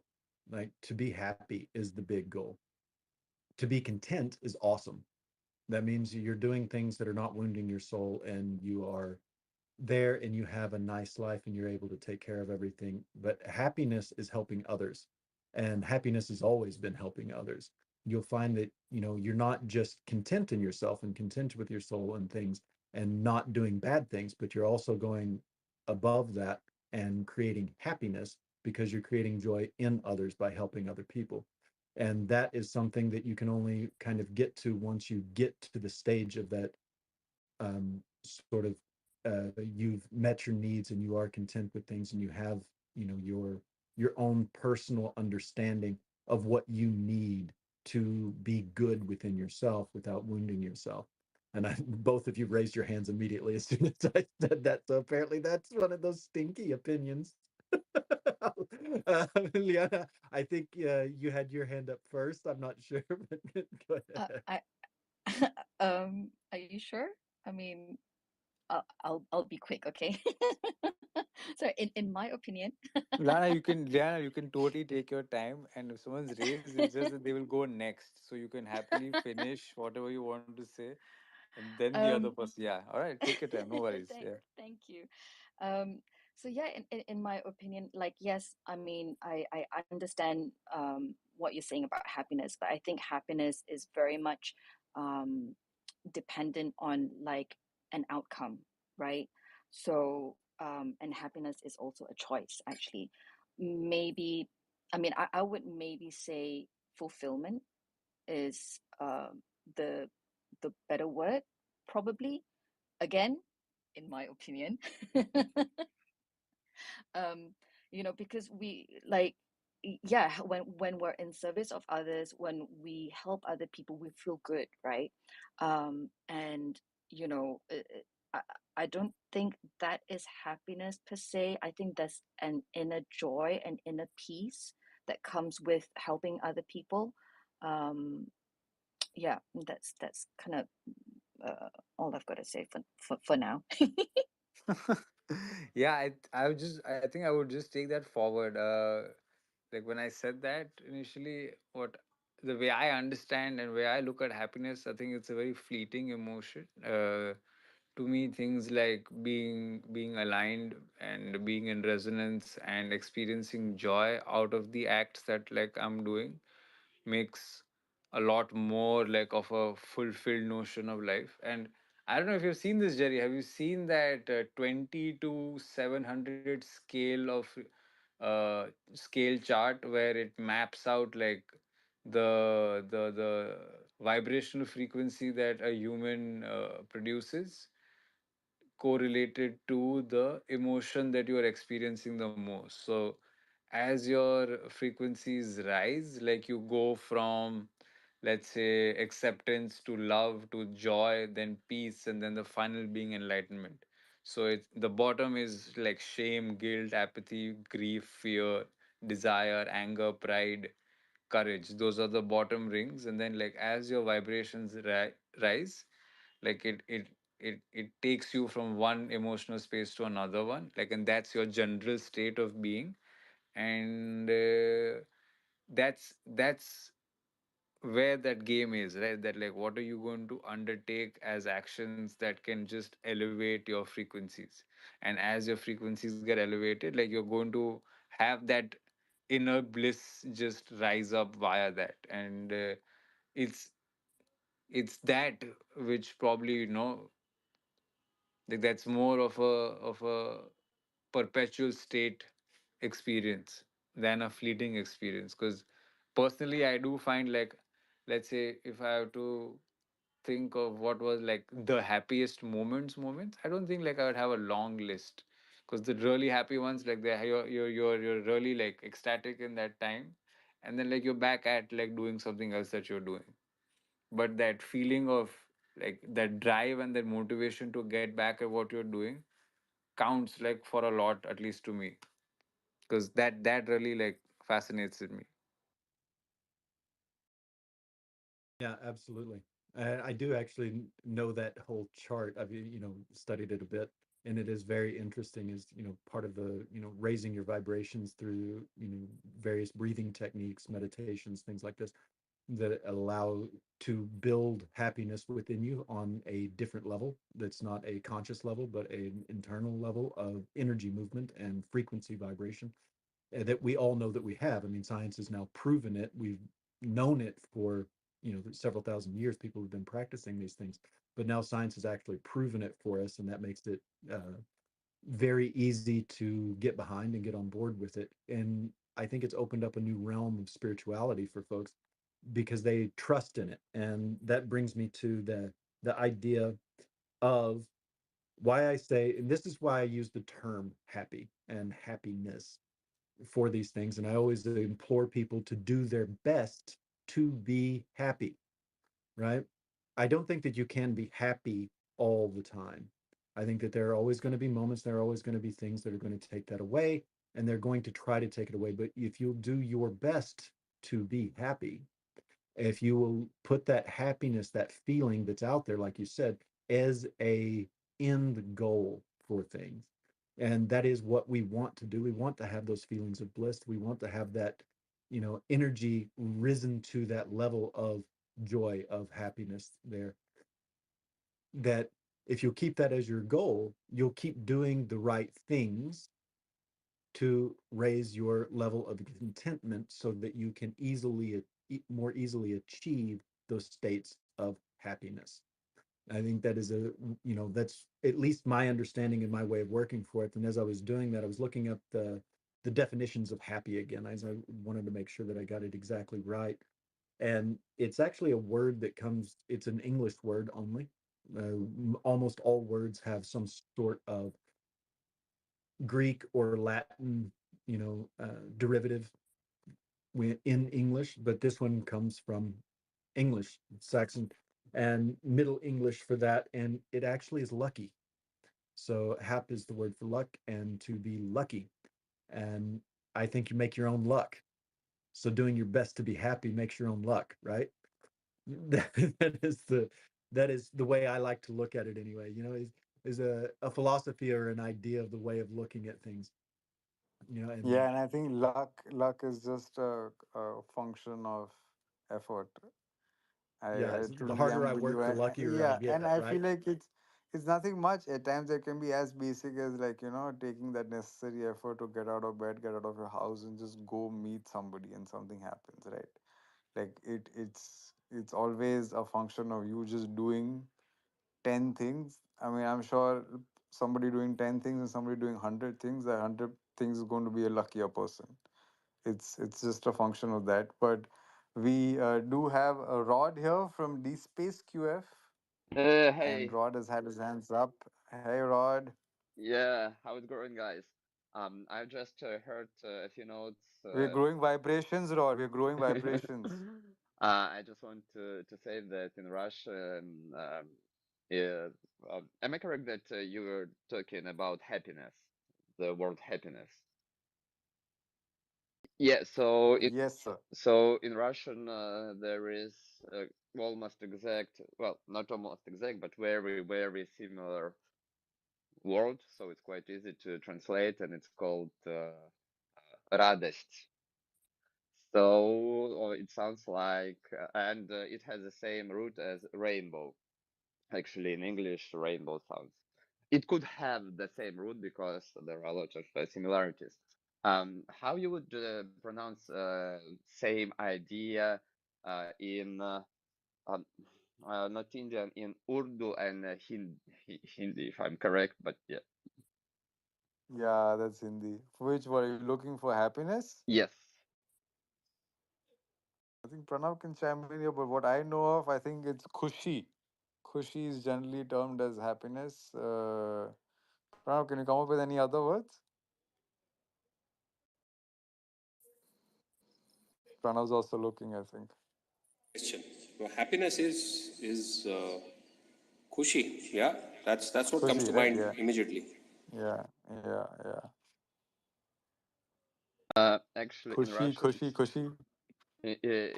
in Russian, kush could be perceived as something that you get, like, big queen or so. So maybe it comes from from kushi, but I don't know. Kushi.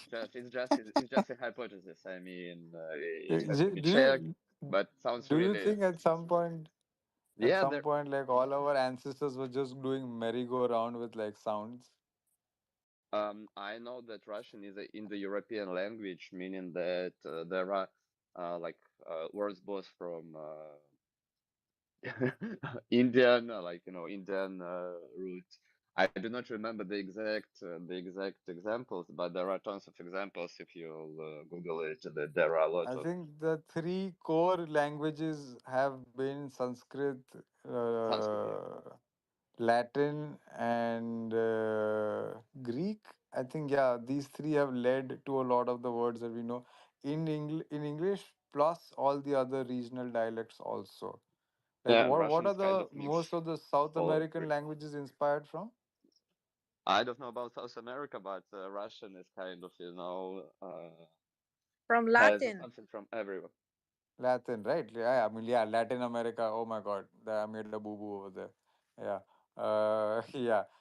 So yeah, I think it's been these three in India. Whatever we have, like crazy amounts of dialects, but we at least have like 30 to 40 different, like very specific different languages, and most of them like take their roots from Sanskrit, and there's one for Hindi also, Dravid something. Yeah, but like these three, four have been the fundamental bedrocks for what we now have like a wide variety around. Go ahead, Jerry. Yeah, I like what you said about the rainbow, Rod. What is the Russian word for rainbow again? You I speaking? have a feeling that Russian. I'm not sure. I have to say I'm not sure. I need to check it. But rainbow, raduga, uh, and happiness, radost, sounds quite similar. So give me a second. I'll try to Google if my So hypothesis is Yeah, correct. because they try like to equate rainbow experience with that word, huh? Fair. yeah, I really like that because that's what we were talking about is the vibrations, right? And the energy movement. And that's exactly the rainbow. That's every, vibration that's out there that we can see visibly for us. So the idea that you would have happiness and a rainbow that go together, and we always do equate rainbows and happiness, right? From the Bible all the way to now to the way we're looking at things. And it's funny to see it in Russian if that is actually the equation of it, because these are the vibrational frequencies of light that move through space, and everyone has its own frequency to move through it and to raise that frequency and to move that through it, to have them all combined that way. I think that's a beautiful thing.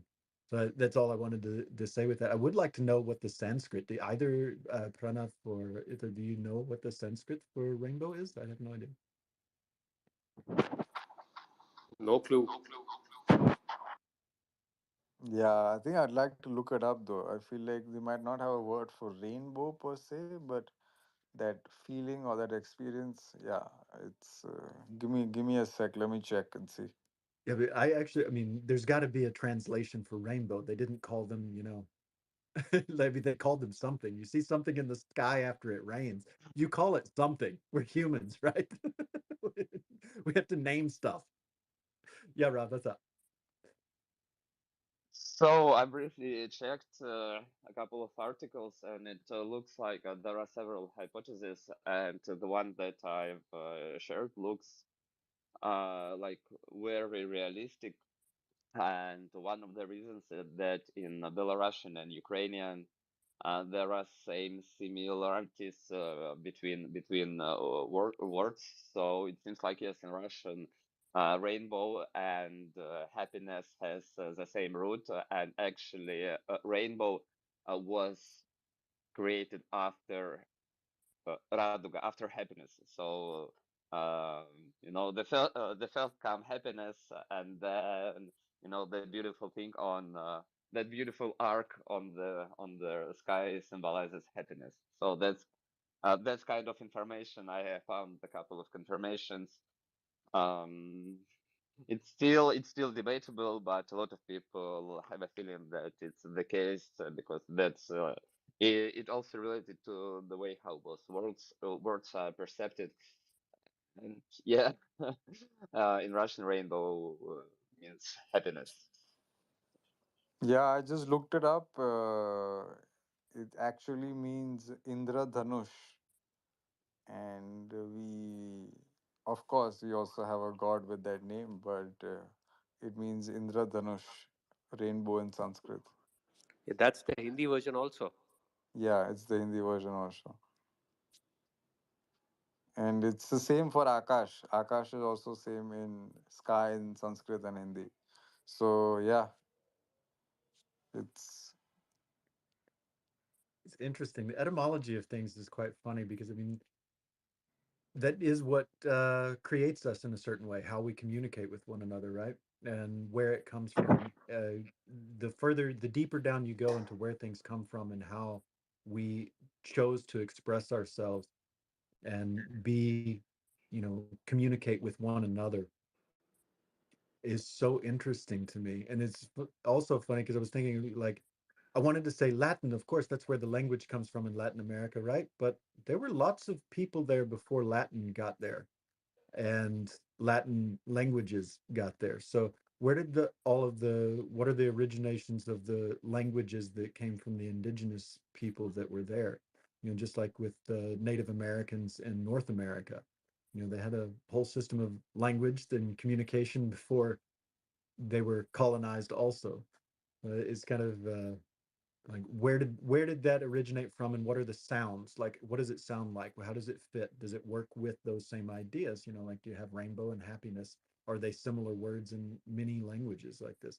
I'm just interesting things. I, Pranay, I yes, I sir. have a pointer on there, but I'm gonna let Pranav go ahead and then I'll chime in. Go ahead, Pranav. Love the flow of conversations. Great to be here, folks. It's interesting the way there is an origin story around voice and vibrations. So, in mythology, it's said that in the beginning there was nothing uh, in space, and then there was the primordial sound, which is Om. And when that sound was uttered, it created vibrations, and that's how then life originated and flowed and so on and so forth. So all of this is really bringing us to quantum theory, literally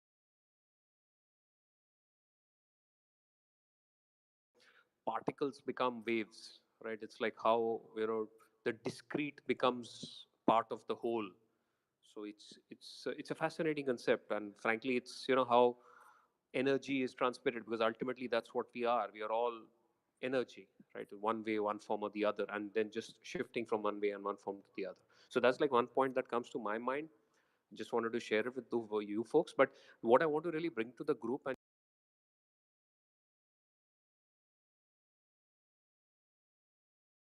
hygrographics, or I don't know how to pronounce that, Yeah, to be I think honest. Yeah, hieroglyphics. right, because Hieroglyphs. Yeah. exactly Hieroglyphs. they are a pictorial language, and to me a pictorial language is like a higher form of a written language. And again, that's my perspective, because pictures communicate so much more than alphabets, right? And if I look at what's happening today, right, with these little 6-inch 7-inch devices in our hands, if you look at it, we are again going that way. A lot of what we do now is communicate with pictures. I mean, I wouldn't be surprised if you're moving up along what the Egyptians used to have, right? So I'm just curious, what are your thoughts around that? Jerry, do you want to go first? Sure, buddy. I want to go back to the other thing. I mean, also in the Bible, it doesn't say the word Om, but it does at the very beginning of the Bible in Christianity and Christian religions. It does talk about exactly that. In the beginning, there was the Word, and the Word was God, right? And the word for God is Yahshua. Yeah. So if you say that word, it creates the same vibrations, and that is the exact same thing. And I actually wrote a fairly long article about the number of religions and the origins of the religions and the way science is coming into terms with those and why we're all so similar, no matter how far away we are from one another, why we came up with so many of the similar origin stories, and we have a similar idea of how we came into being, even when we have had at those times supposedly no idea. We're completely different, completely separate, and no idea about anything to do with vibrational, theories, or quantum mechanics was not quite there yet, unless there was a previous civilization that we don't know about. But from what we know, that is the thing, and having that come into our space is very interesting. But you're right. I mean, going back to a pictorial language and a pictorial system of expressing ourselves, somehow you're transporting a feeling. And what we did with the alphabet is we made things very easy to put down and to disseminate much quicker and more precisely what our feeling was, but we're not necessarily transporting a feeling.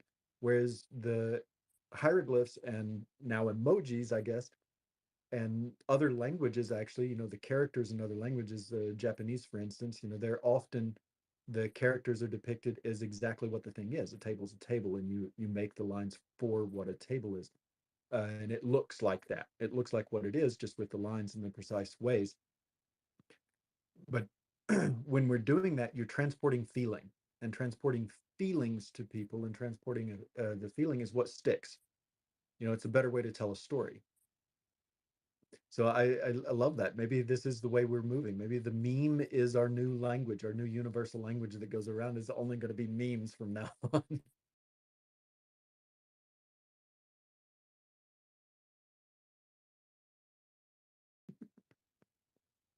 Oh dear. I want to slightly get back to the you mentioned quantum mechanics, and that a lot of things were same ideas in old book, which is quite which is makes sense. I mean, our ancestors were as smart as we are.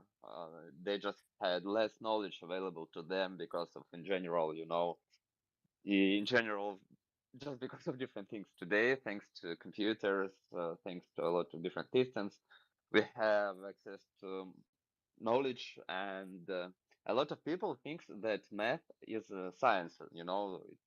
They even call it math as a science, but it's totally wrong. Math is just a language. It's a very, very specific language. It has its own properties, but it's just a language.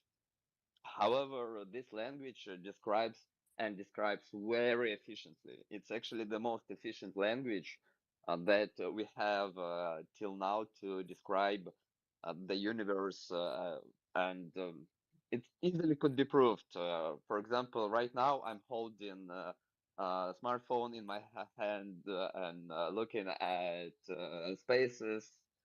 That's all is possible thanks to math, thanks to quantum mechanics. And GPS won't be possible without general relativity, because you have to, satellites move so fast that you have to take into account general relativity effects. Otherwise, it will be uh, too unprecise. So my main point is that for sure we already have a lot of ideas written before us in different books, in different things, but math is that kind of a universal language because it doesn't depend on our perception. Don't get me wrong, um, I love emotions and I love emoji, and I feel very uncomfortable when I have to use, for example, tools where I cannot do, like that, like there is no 100%. So I really love that we have those emojis, and that's really important. However, if we talk about efficiency, if we do, and in terms of efficiency, I'm talking about, things, actionable things, then math, unfortunately, competes all the other ways to describe universe that we know till now.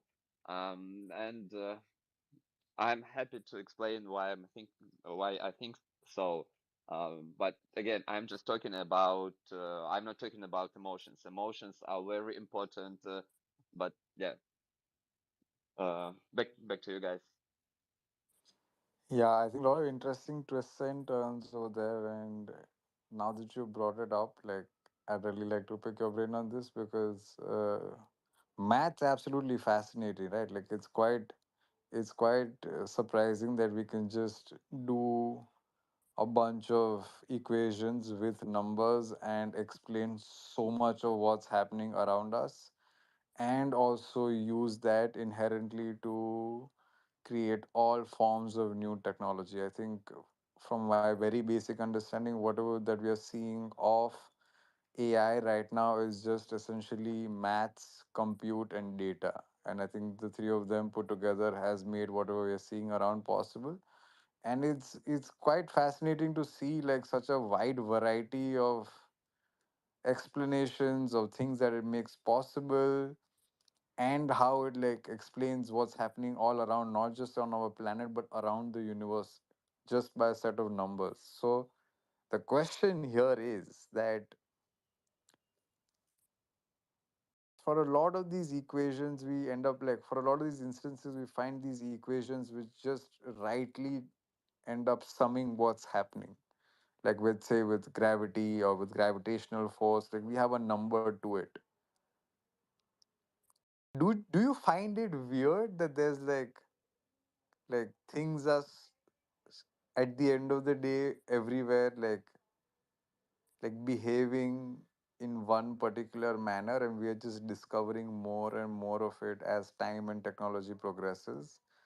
And why is it, like, this is going to sound like a little weird question, but like, why would you say that like gravity is like 9.6 meters per second square? Like, why is it that, and why is it not 10.2 or 20.5? And like, and why is that makes it habitable here, and why do like different planets have, like, I understand that there is a lot of depth to it, but what really like gets me is why do these equations come up with specific numbers, and like how does that like make it whole work? But yeah, I think three hands raised, so clearly poking something. I think Jerry, Rod, and then Pranav, go ahead.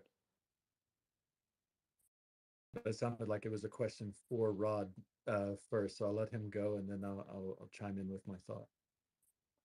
Yeah, thank you so much. I really love the question. I've been thinking of this question for more than 10 years. Um, and last year well, it was applicable to quantum theory.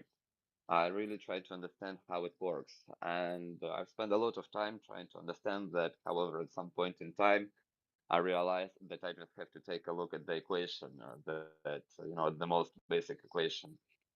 It's called the Lagrangian, um, and it looks uh, very, very, very scary.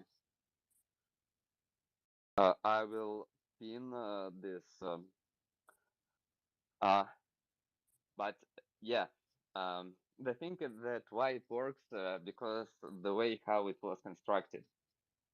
And the funny thing is that all the equations that we know, they were constructed using iterations and randomness, in a sense like, okay, we see that things work in that way.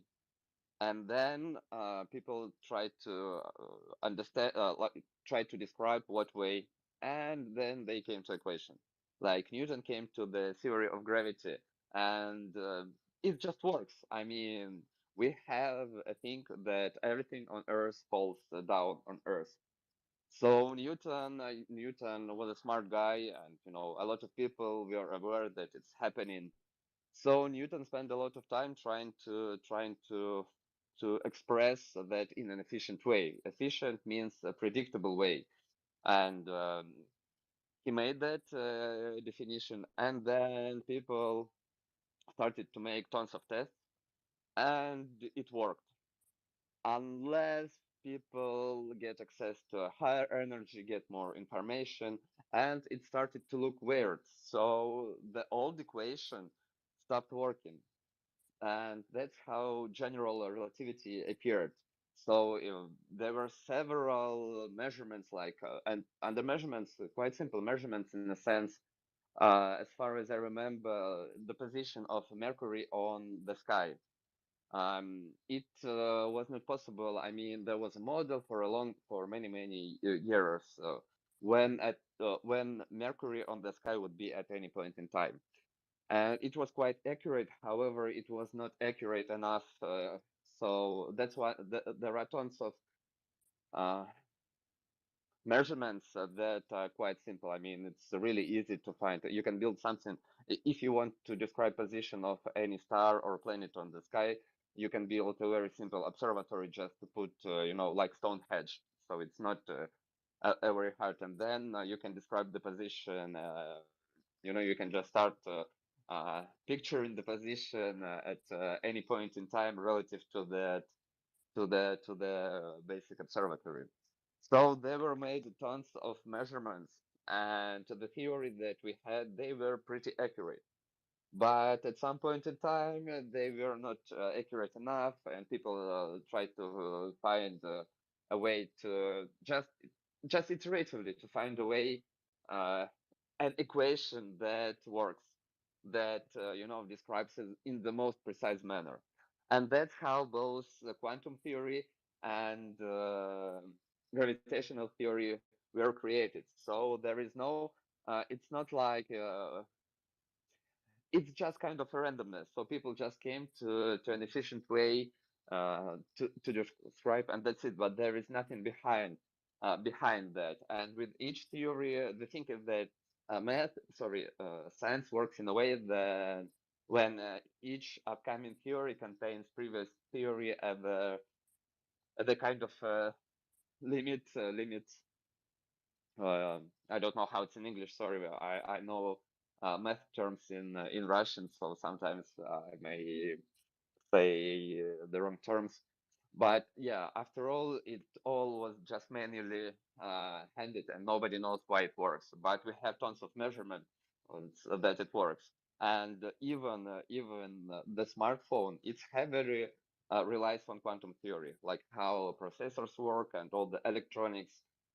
We don't know why it works. Nobody knows why it works, and but it works, and that's the whole idea behind science. So there are tons of, for example, people try to interpret, try to understand why it's happening like that, but from scientific perspective, you just have equations, you have measurements, and those equations, are in line, are aligned with the measurements, and that's how everything was kind of created.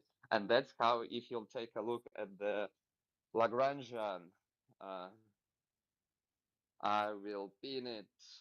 I forgot. I'm sorry. Um, all the members of the equation, all the members,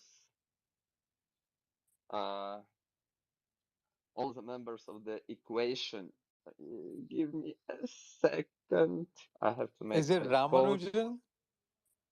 No, I'm not sure that, I know that he was a great in number theory, but I'm not sure if he has anything related to quantum theory and physics, but I just do not know. There was one Bose Einstein, not quantum. No, not quantum.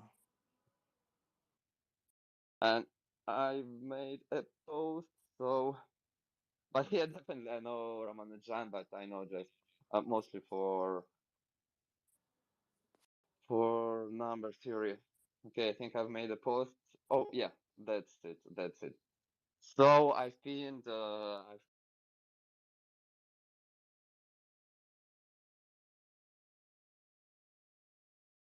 it was made really simple. I mean, uh, it was started with the set of basic equations that were good enough, and then after enough measurements, people realized that it's not good enough, so they added new members, then new members, and it feels like there is no bottom at this rabbit hole. We still do not have a unified theory. We have two uh, very successful, the most successful theories. They are they've been tested tons of time, and right now we do not know. any cases when theory doesn't work, unfortunately, because I'll be really happy to find that certain theories doesn't work. It means that there is a way to learn something new. So we have two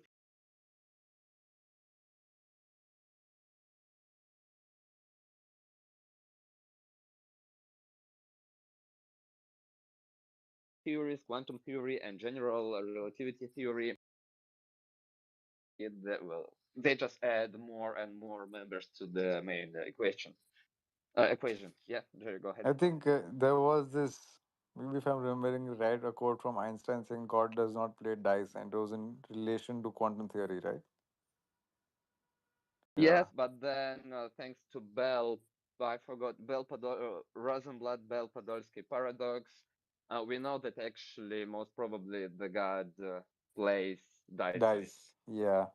Dice, yes. Yeah. Yeah. Yeah. I mean, there is proof. Yeah, I don't know what it means. Yeah, I mean, I think there is now credible proof for the particle wave theory component. So it's definitely God loves to play dice at like attosecond level, I think, you know. That's okay, pushing The it. new attosecond Nobel Prize winning attosecond. It's nice to bring that in. D Space, I dropped something down there in our chat. I tagged you in it because I'd love to for you to go ahead and take a look at that. I actually started working quite a lot with the Wolfram Physics project some years ago, and playing around with things and ideas of computational irreducibility and how it works and interplays in quantum mechanics, and how you can create an unbounded universe with it. So it's pretty in depth. He also has a new book out that explains things fairly clearly, and he has a new TED talk actually out where I think he did a really good job, but it is very, very, very dense with information.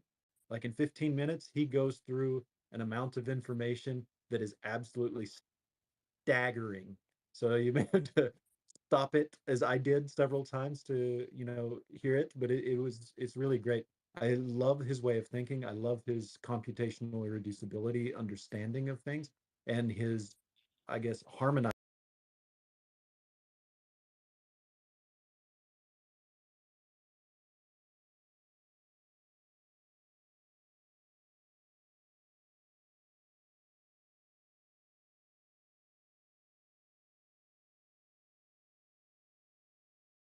between the language of mathematics.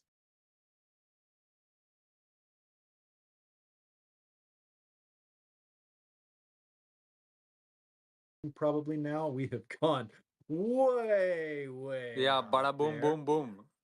This is from art to philosophy to maths, and then yeah, boom.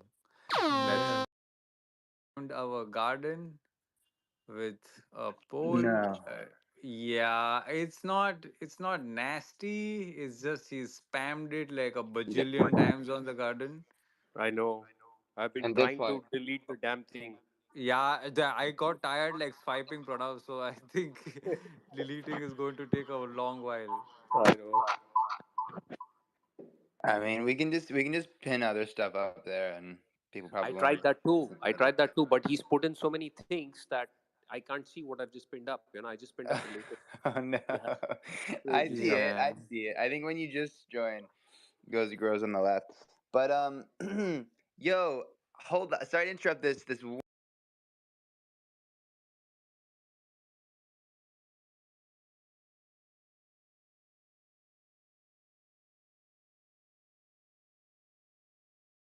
wonderful conversation. I've been really loving all the topics you guys have been covering.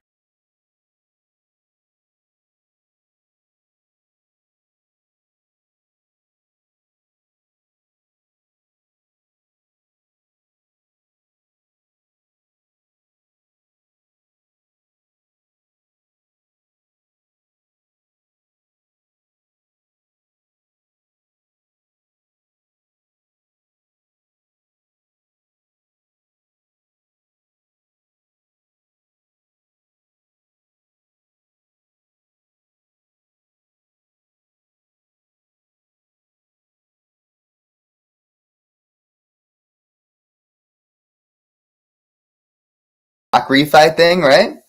Um,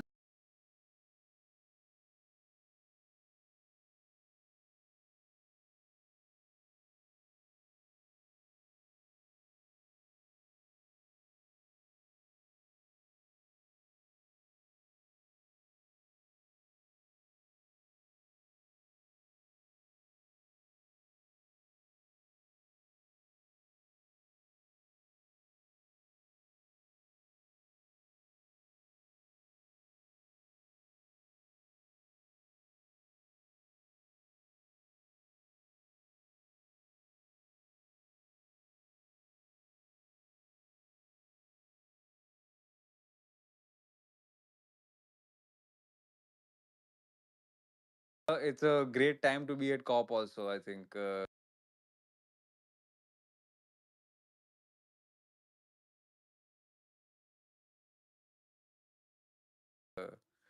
lot of things happening over there, and now there's at least something to speak of. So I'm quite excited to be like shilling everything. so which events specifically? I saw that this guy was organizing one in the chat because I'm not in the main event. So we just No, gotta. so I'll tell you what. I mean, I think Pranav is also in the same group as me. I'll add you to that group. It's Wait, just Pranav's coming? no. I asked Pranav, but Pranav said no. I don't know if things have All changed right, all since then. right. Maybe Pranav we can can. convince him.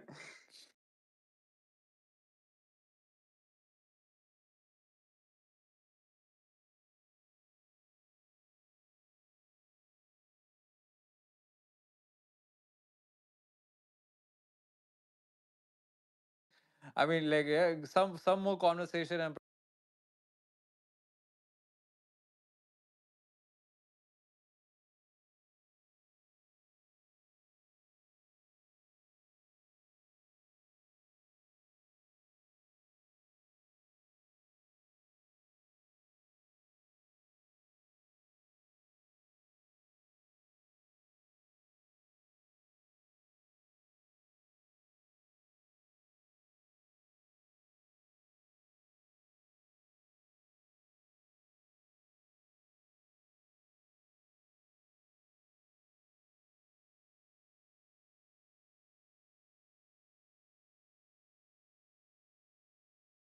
Thank you for hooking it up, man. I had no idea what I was gonna do. I just go there with no tickets. But yeah, no. If you got all the side events, I think that's where a lot of these nuanced conversations are gonna grow down, yeah, right? About refi and yeah, everything. yeah. Yeah, dope, man. That's and So that's sick. that's the main, Can't I wait. think, the attraction.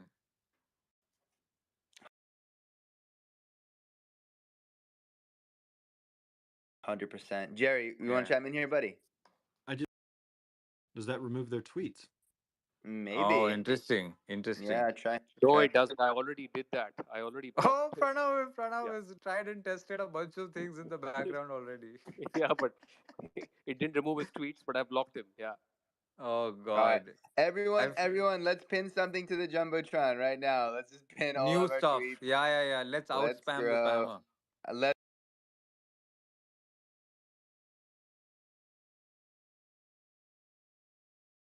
we have to outspam the spammer, guys.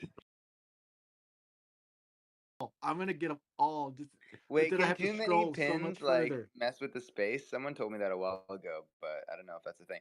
Hey, we got Shamba Network in the house. Shimon up here, Shamba. What's going on, Mr. McGee? I was just gonna let you know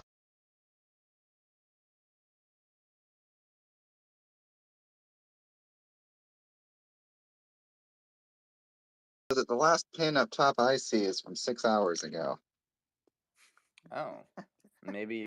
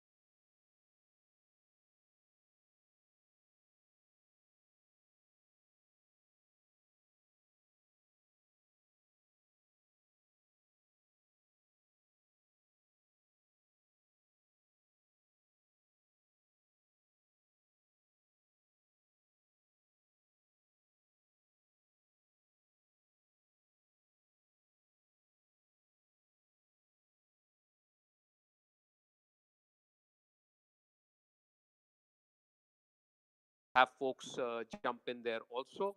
Uh,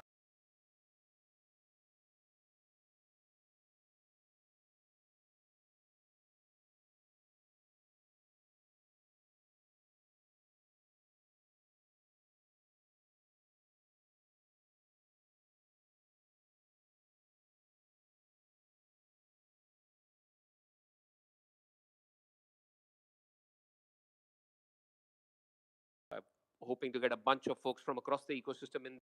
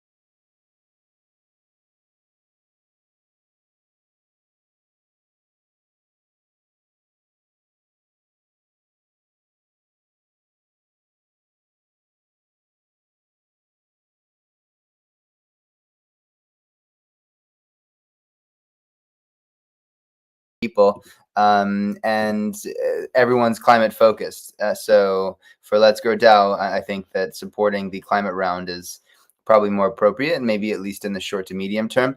And I love this vision that John has articulated here of having $1 million climate round. Like, can you imagine how strong the refi movement would be if we had $1 million climate round? Like, we would be on fire, right? Because let's make no mistake, Gitcoin Climate Solutions is the lifeblood of this movement, right? It is keeping so many startups alive and frankly thriving in a lot of cases. And man, if we can 3x what it was a couple of rounds ago, we will be growing, baby. We'll be growing this movement so strong, and I'm very excited for that day.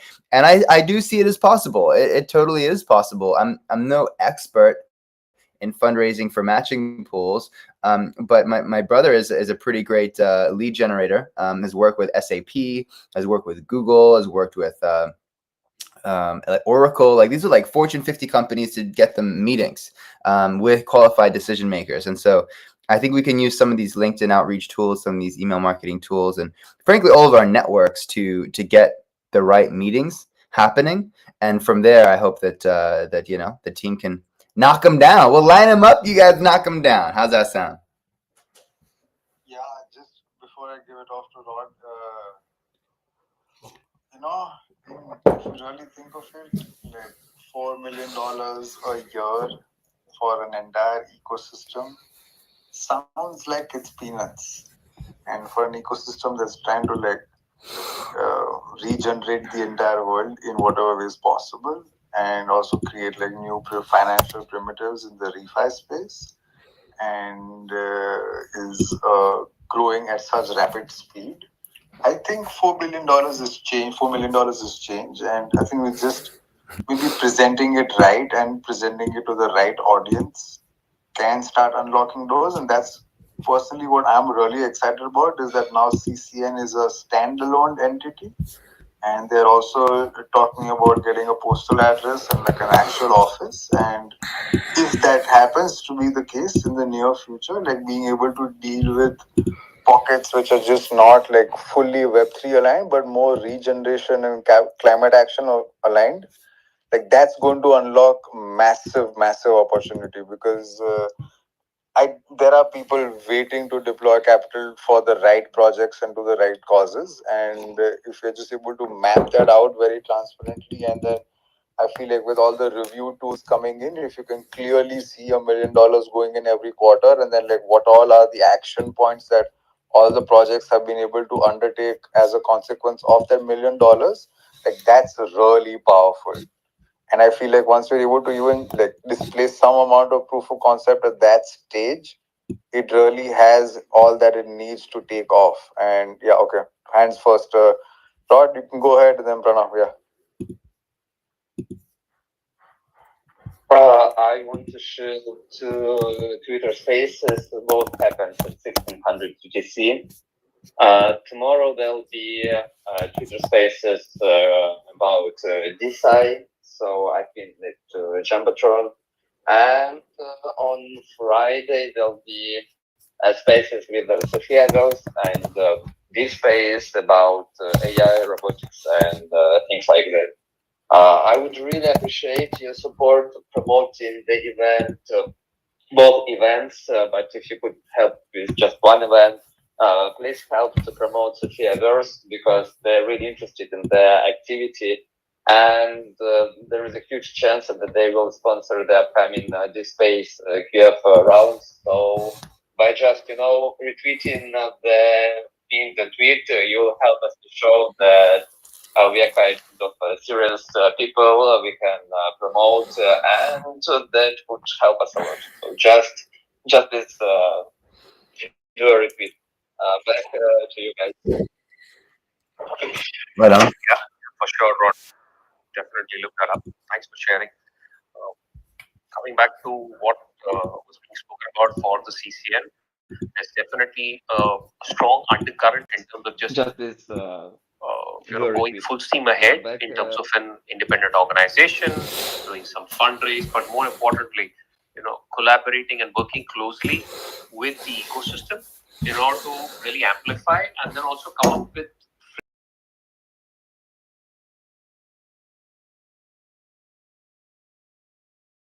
to you guys. yeah, for sure, Rod. Definitely initiatives. For example, we will be putting out a form inviting folks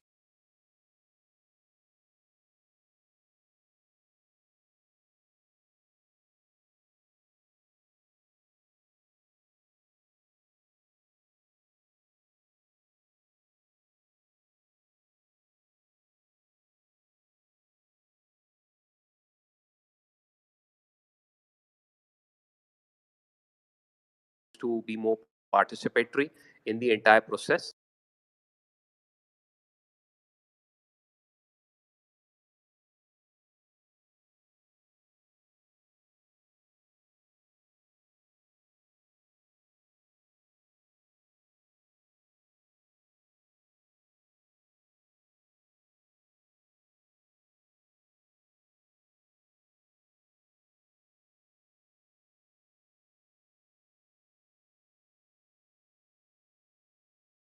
Not just valuable for the community, but also for the people who are supporting the actual mechanics of CCN.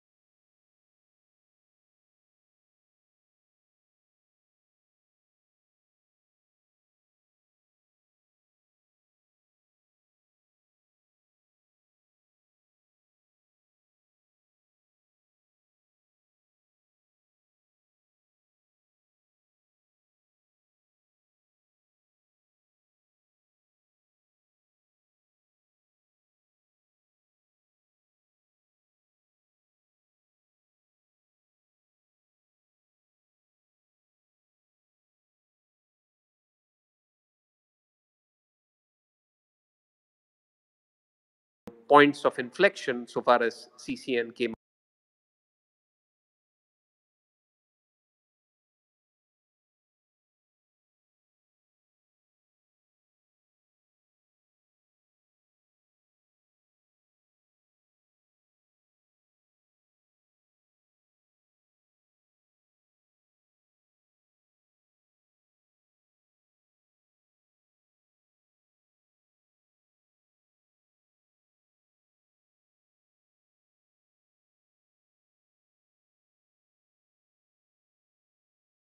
about, right? That we want the community to really have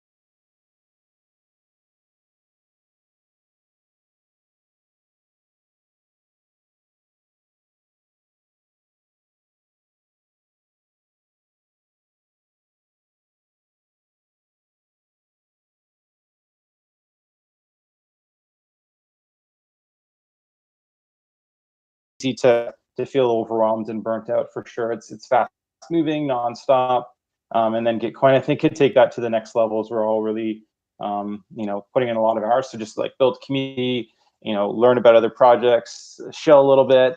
So I'm curious to hear anyone's thoughts on what they're doing to keep the energy going and to personally regenerate.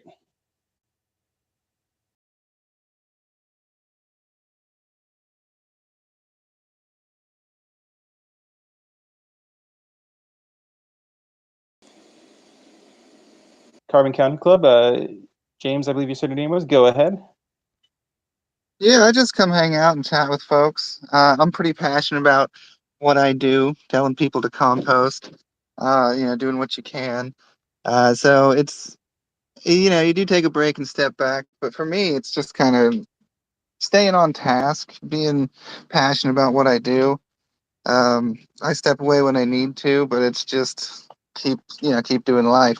I do a lot of splitting wood and finishing up all the garden stuff.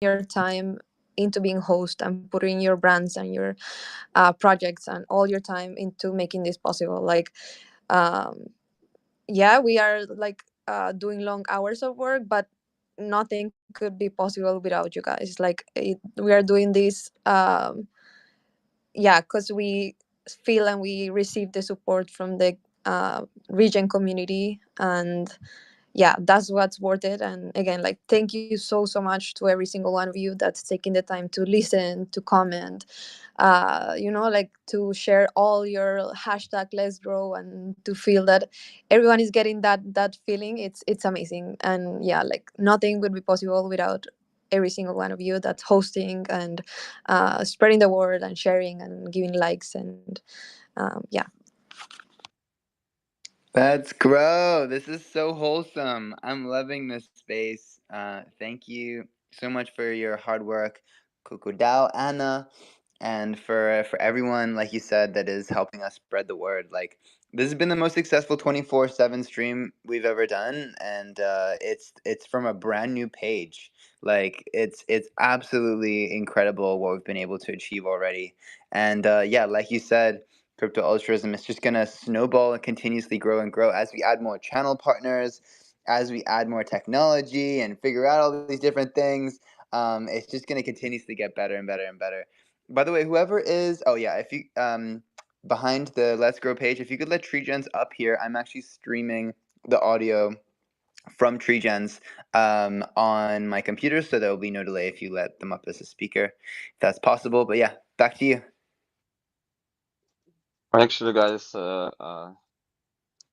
it's, I mean, I'll be really, really, really upset if this time won't be better than the last time.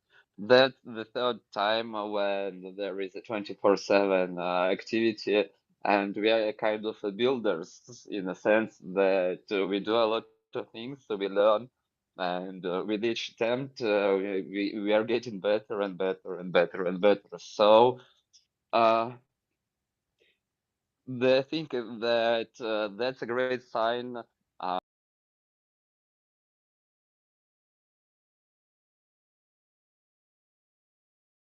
I won't expect anything from you guys rather than that's not coincidence. That's just the fact the what people filters to Gitcoin. I mean, for me, QF right now is all about active people who deliver, and the people who will deliver without your support, and that's amazing. And that's why the community is so strong, and that's why such initiatives will get better and better with time. I'm almost sure. So, yeah. Well, thanks everyone for organizing, and thanks Stuart for being in charge of. Be sure that everything works. That's that's really time consuming. I know what it means. Yeah, Yes, thanks, you know Brent. what? Actually, I think it was an understatement when I said we're doing better. Just the spaces are doing substantially better, but we really got to add up all the views as well on Twitch, on LinkedIn, on YouTube from all of our channel partners. I mean, it is really miles ahead. So yeah, this is a new initiative of things we're experimenting with, and yeah, like, and it's a scalable model now too, right? We just need enough RAM on the mainstream computer, and we can stream from like 50 different profiles simultaneously. It's gonna be insane. GG20 is gonna be a whole other level, you guys. It's gonna be nuts. Well, I can't wait. That sounds Yeah, Jimmy, amazing. You got my support. Sorry that I'm not able to dedicate a lot of time to the activity, but I'm focused on other things. Someone has to do that, but I'm supporting it as much as they can, and yeah, I'm always happy to jump. To co-host, to steward, and things like that. So you can count on me in that sense as well. But you'll have to tell me that you need you need my time just because I'm focused on other things, so I'm kind of sorry for not being able to dedicate more time. All good, man. Hey, even though you're not an official host or whatever, you're one of the most regular faces we get to see here, or PFPs at least, whether if it's from the D Space account or whichever account you roll through. So, yeah, no, it's always a pleasure having you here, brother. You're always welcome to pop by, and yeah, let's grow. Let's freaking grow, ladies and gentle friends. Look at this. I really thought that this space would have rugged while I fell asleep. We don't have any co-hosts. It's bugging, doesn't let us co-host anyone. But look, it just kept pushing through. We somehow even did steward transitions without co-hosts. I'm mind blown by what we've been able to accomplish in the last 24 hours. This is really, really cool. I love to see it. For sure, yeah, this is amazing. Love to see it as well. Can't wait to see this movement continue to grow in the coming years. And it's been an honor. And I posted something on Twitter yesterday. It was just browsing things, and I looked to my like sidebar, and I think it shows on my desktop like 5 spaces. Like there's slots for like 5 spaces that are going on, and 4 of the 5 were Let's Grow Live, and 3 of the 5 right now are Let's Grow Live. Just different people that are a part of that. It's taken over my Twitter/X, of course. So it's been awesome seeing the momentum around it, and can't wait to see it continue. And as we reach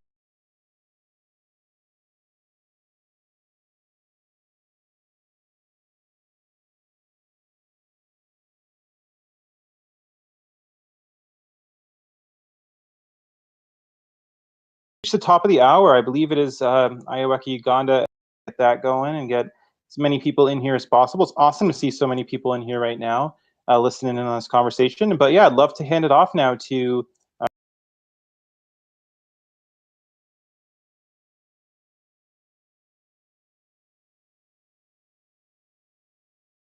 Coco and Iowaka to take it. We're gonna need 2 minutes. We're setting up the video for our guest. So today we're having head of marketing of Iris. He's Pranit Garg. They are the only provenance layer, and they do more daily transactions that all layer two combined. Like, it's something crazy. So he's gonna talk about Web3 marketing, how has been the experience running a successful Web3 marketing campaign. So give us 2 minutes while we set this up. And yeah, but thank you, Drew.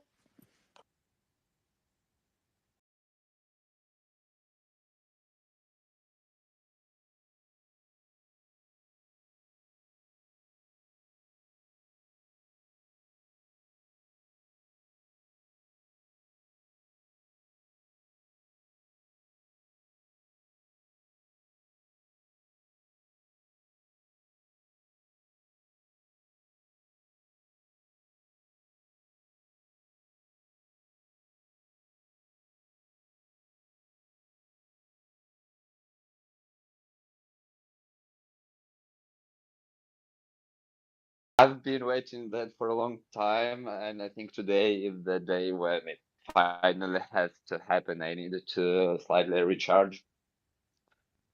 And also, if you didn't know, you have to, the right massage has to be painful. So if you feel, it really, sometimes it's too painful. So it's not like you do not have to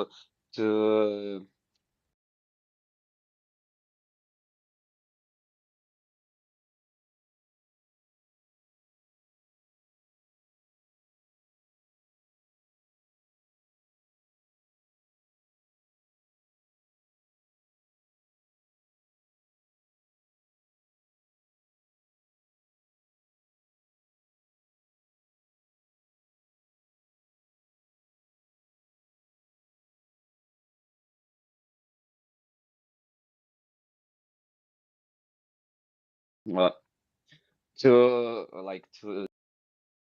to people here in the room, which is quite nice. So, guys, any updates? Anyone wants to update?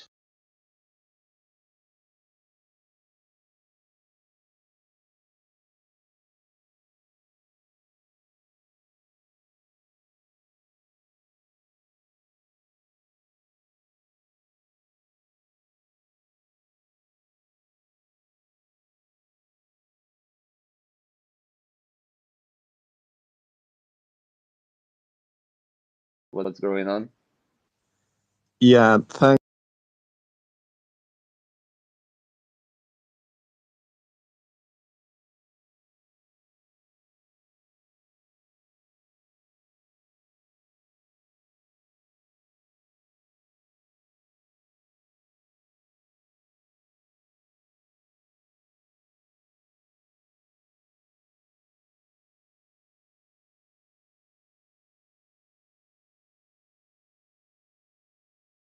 Maybe like a $10 or like a $1. Maybe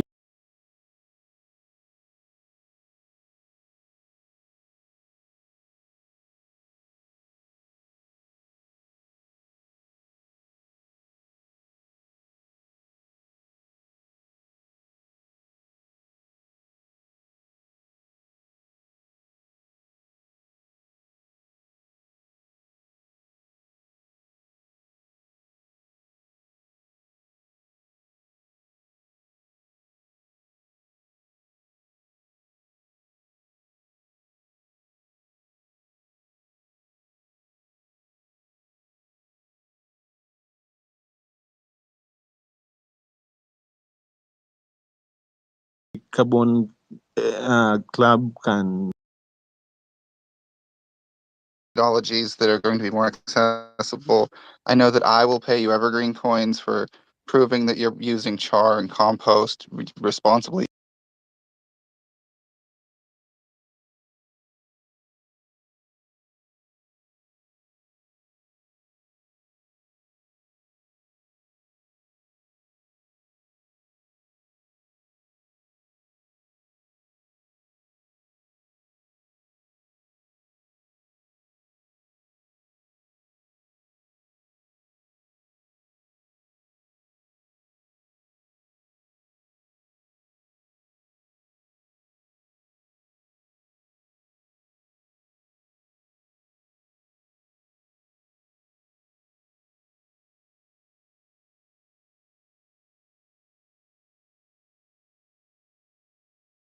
for that piece, bro. I've seen Our host our is ready, yeah. Jonathan.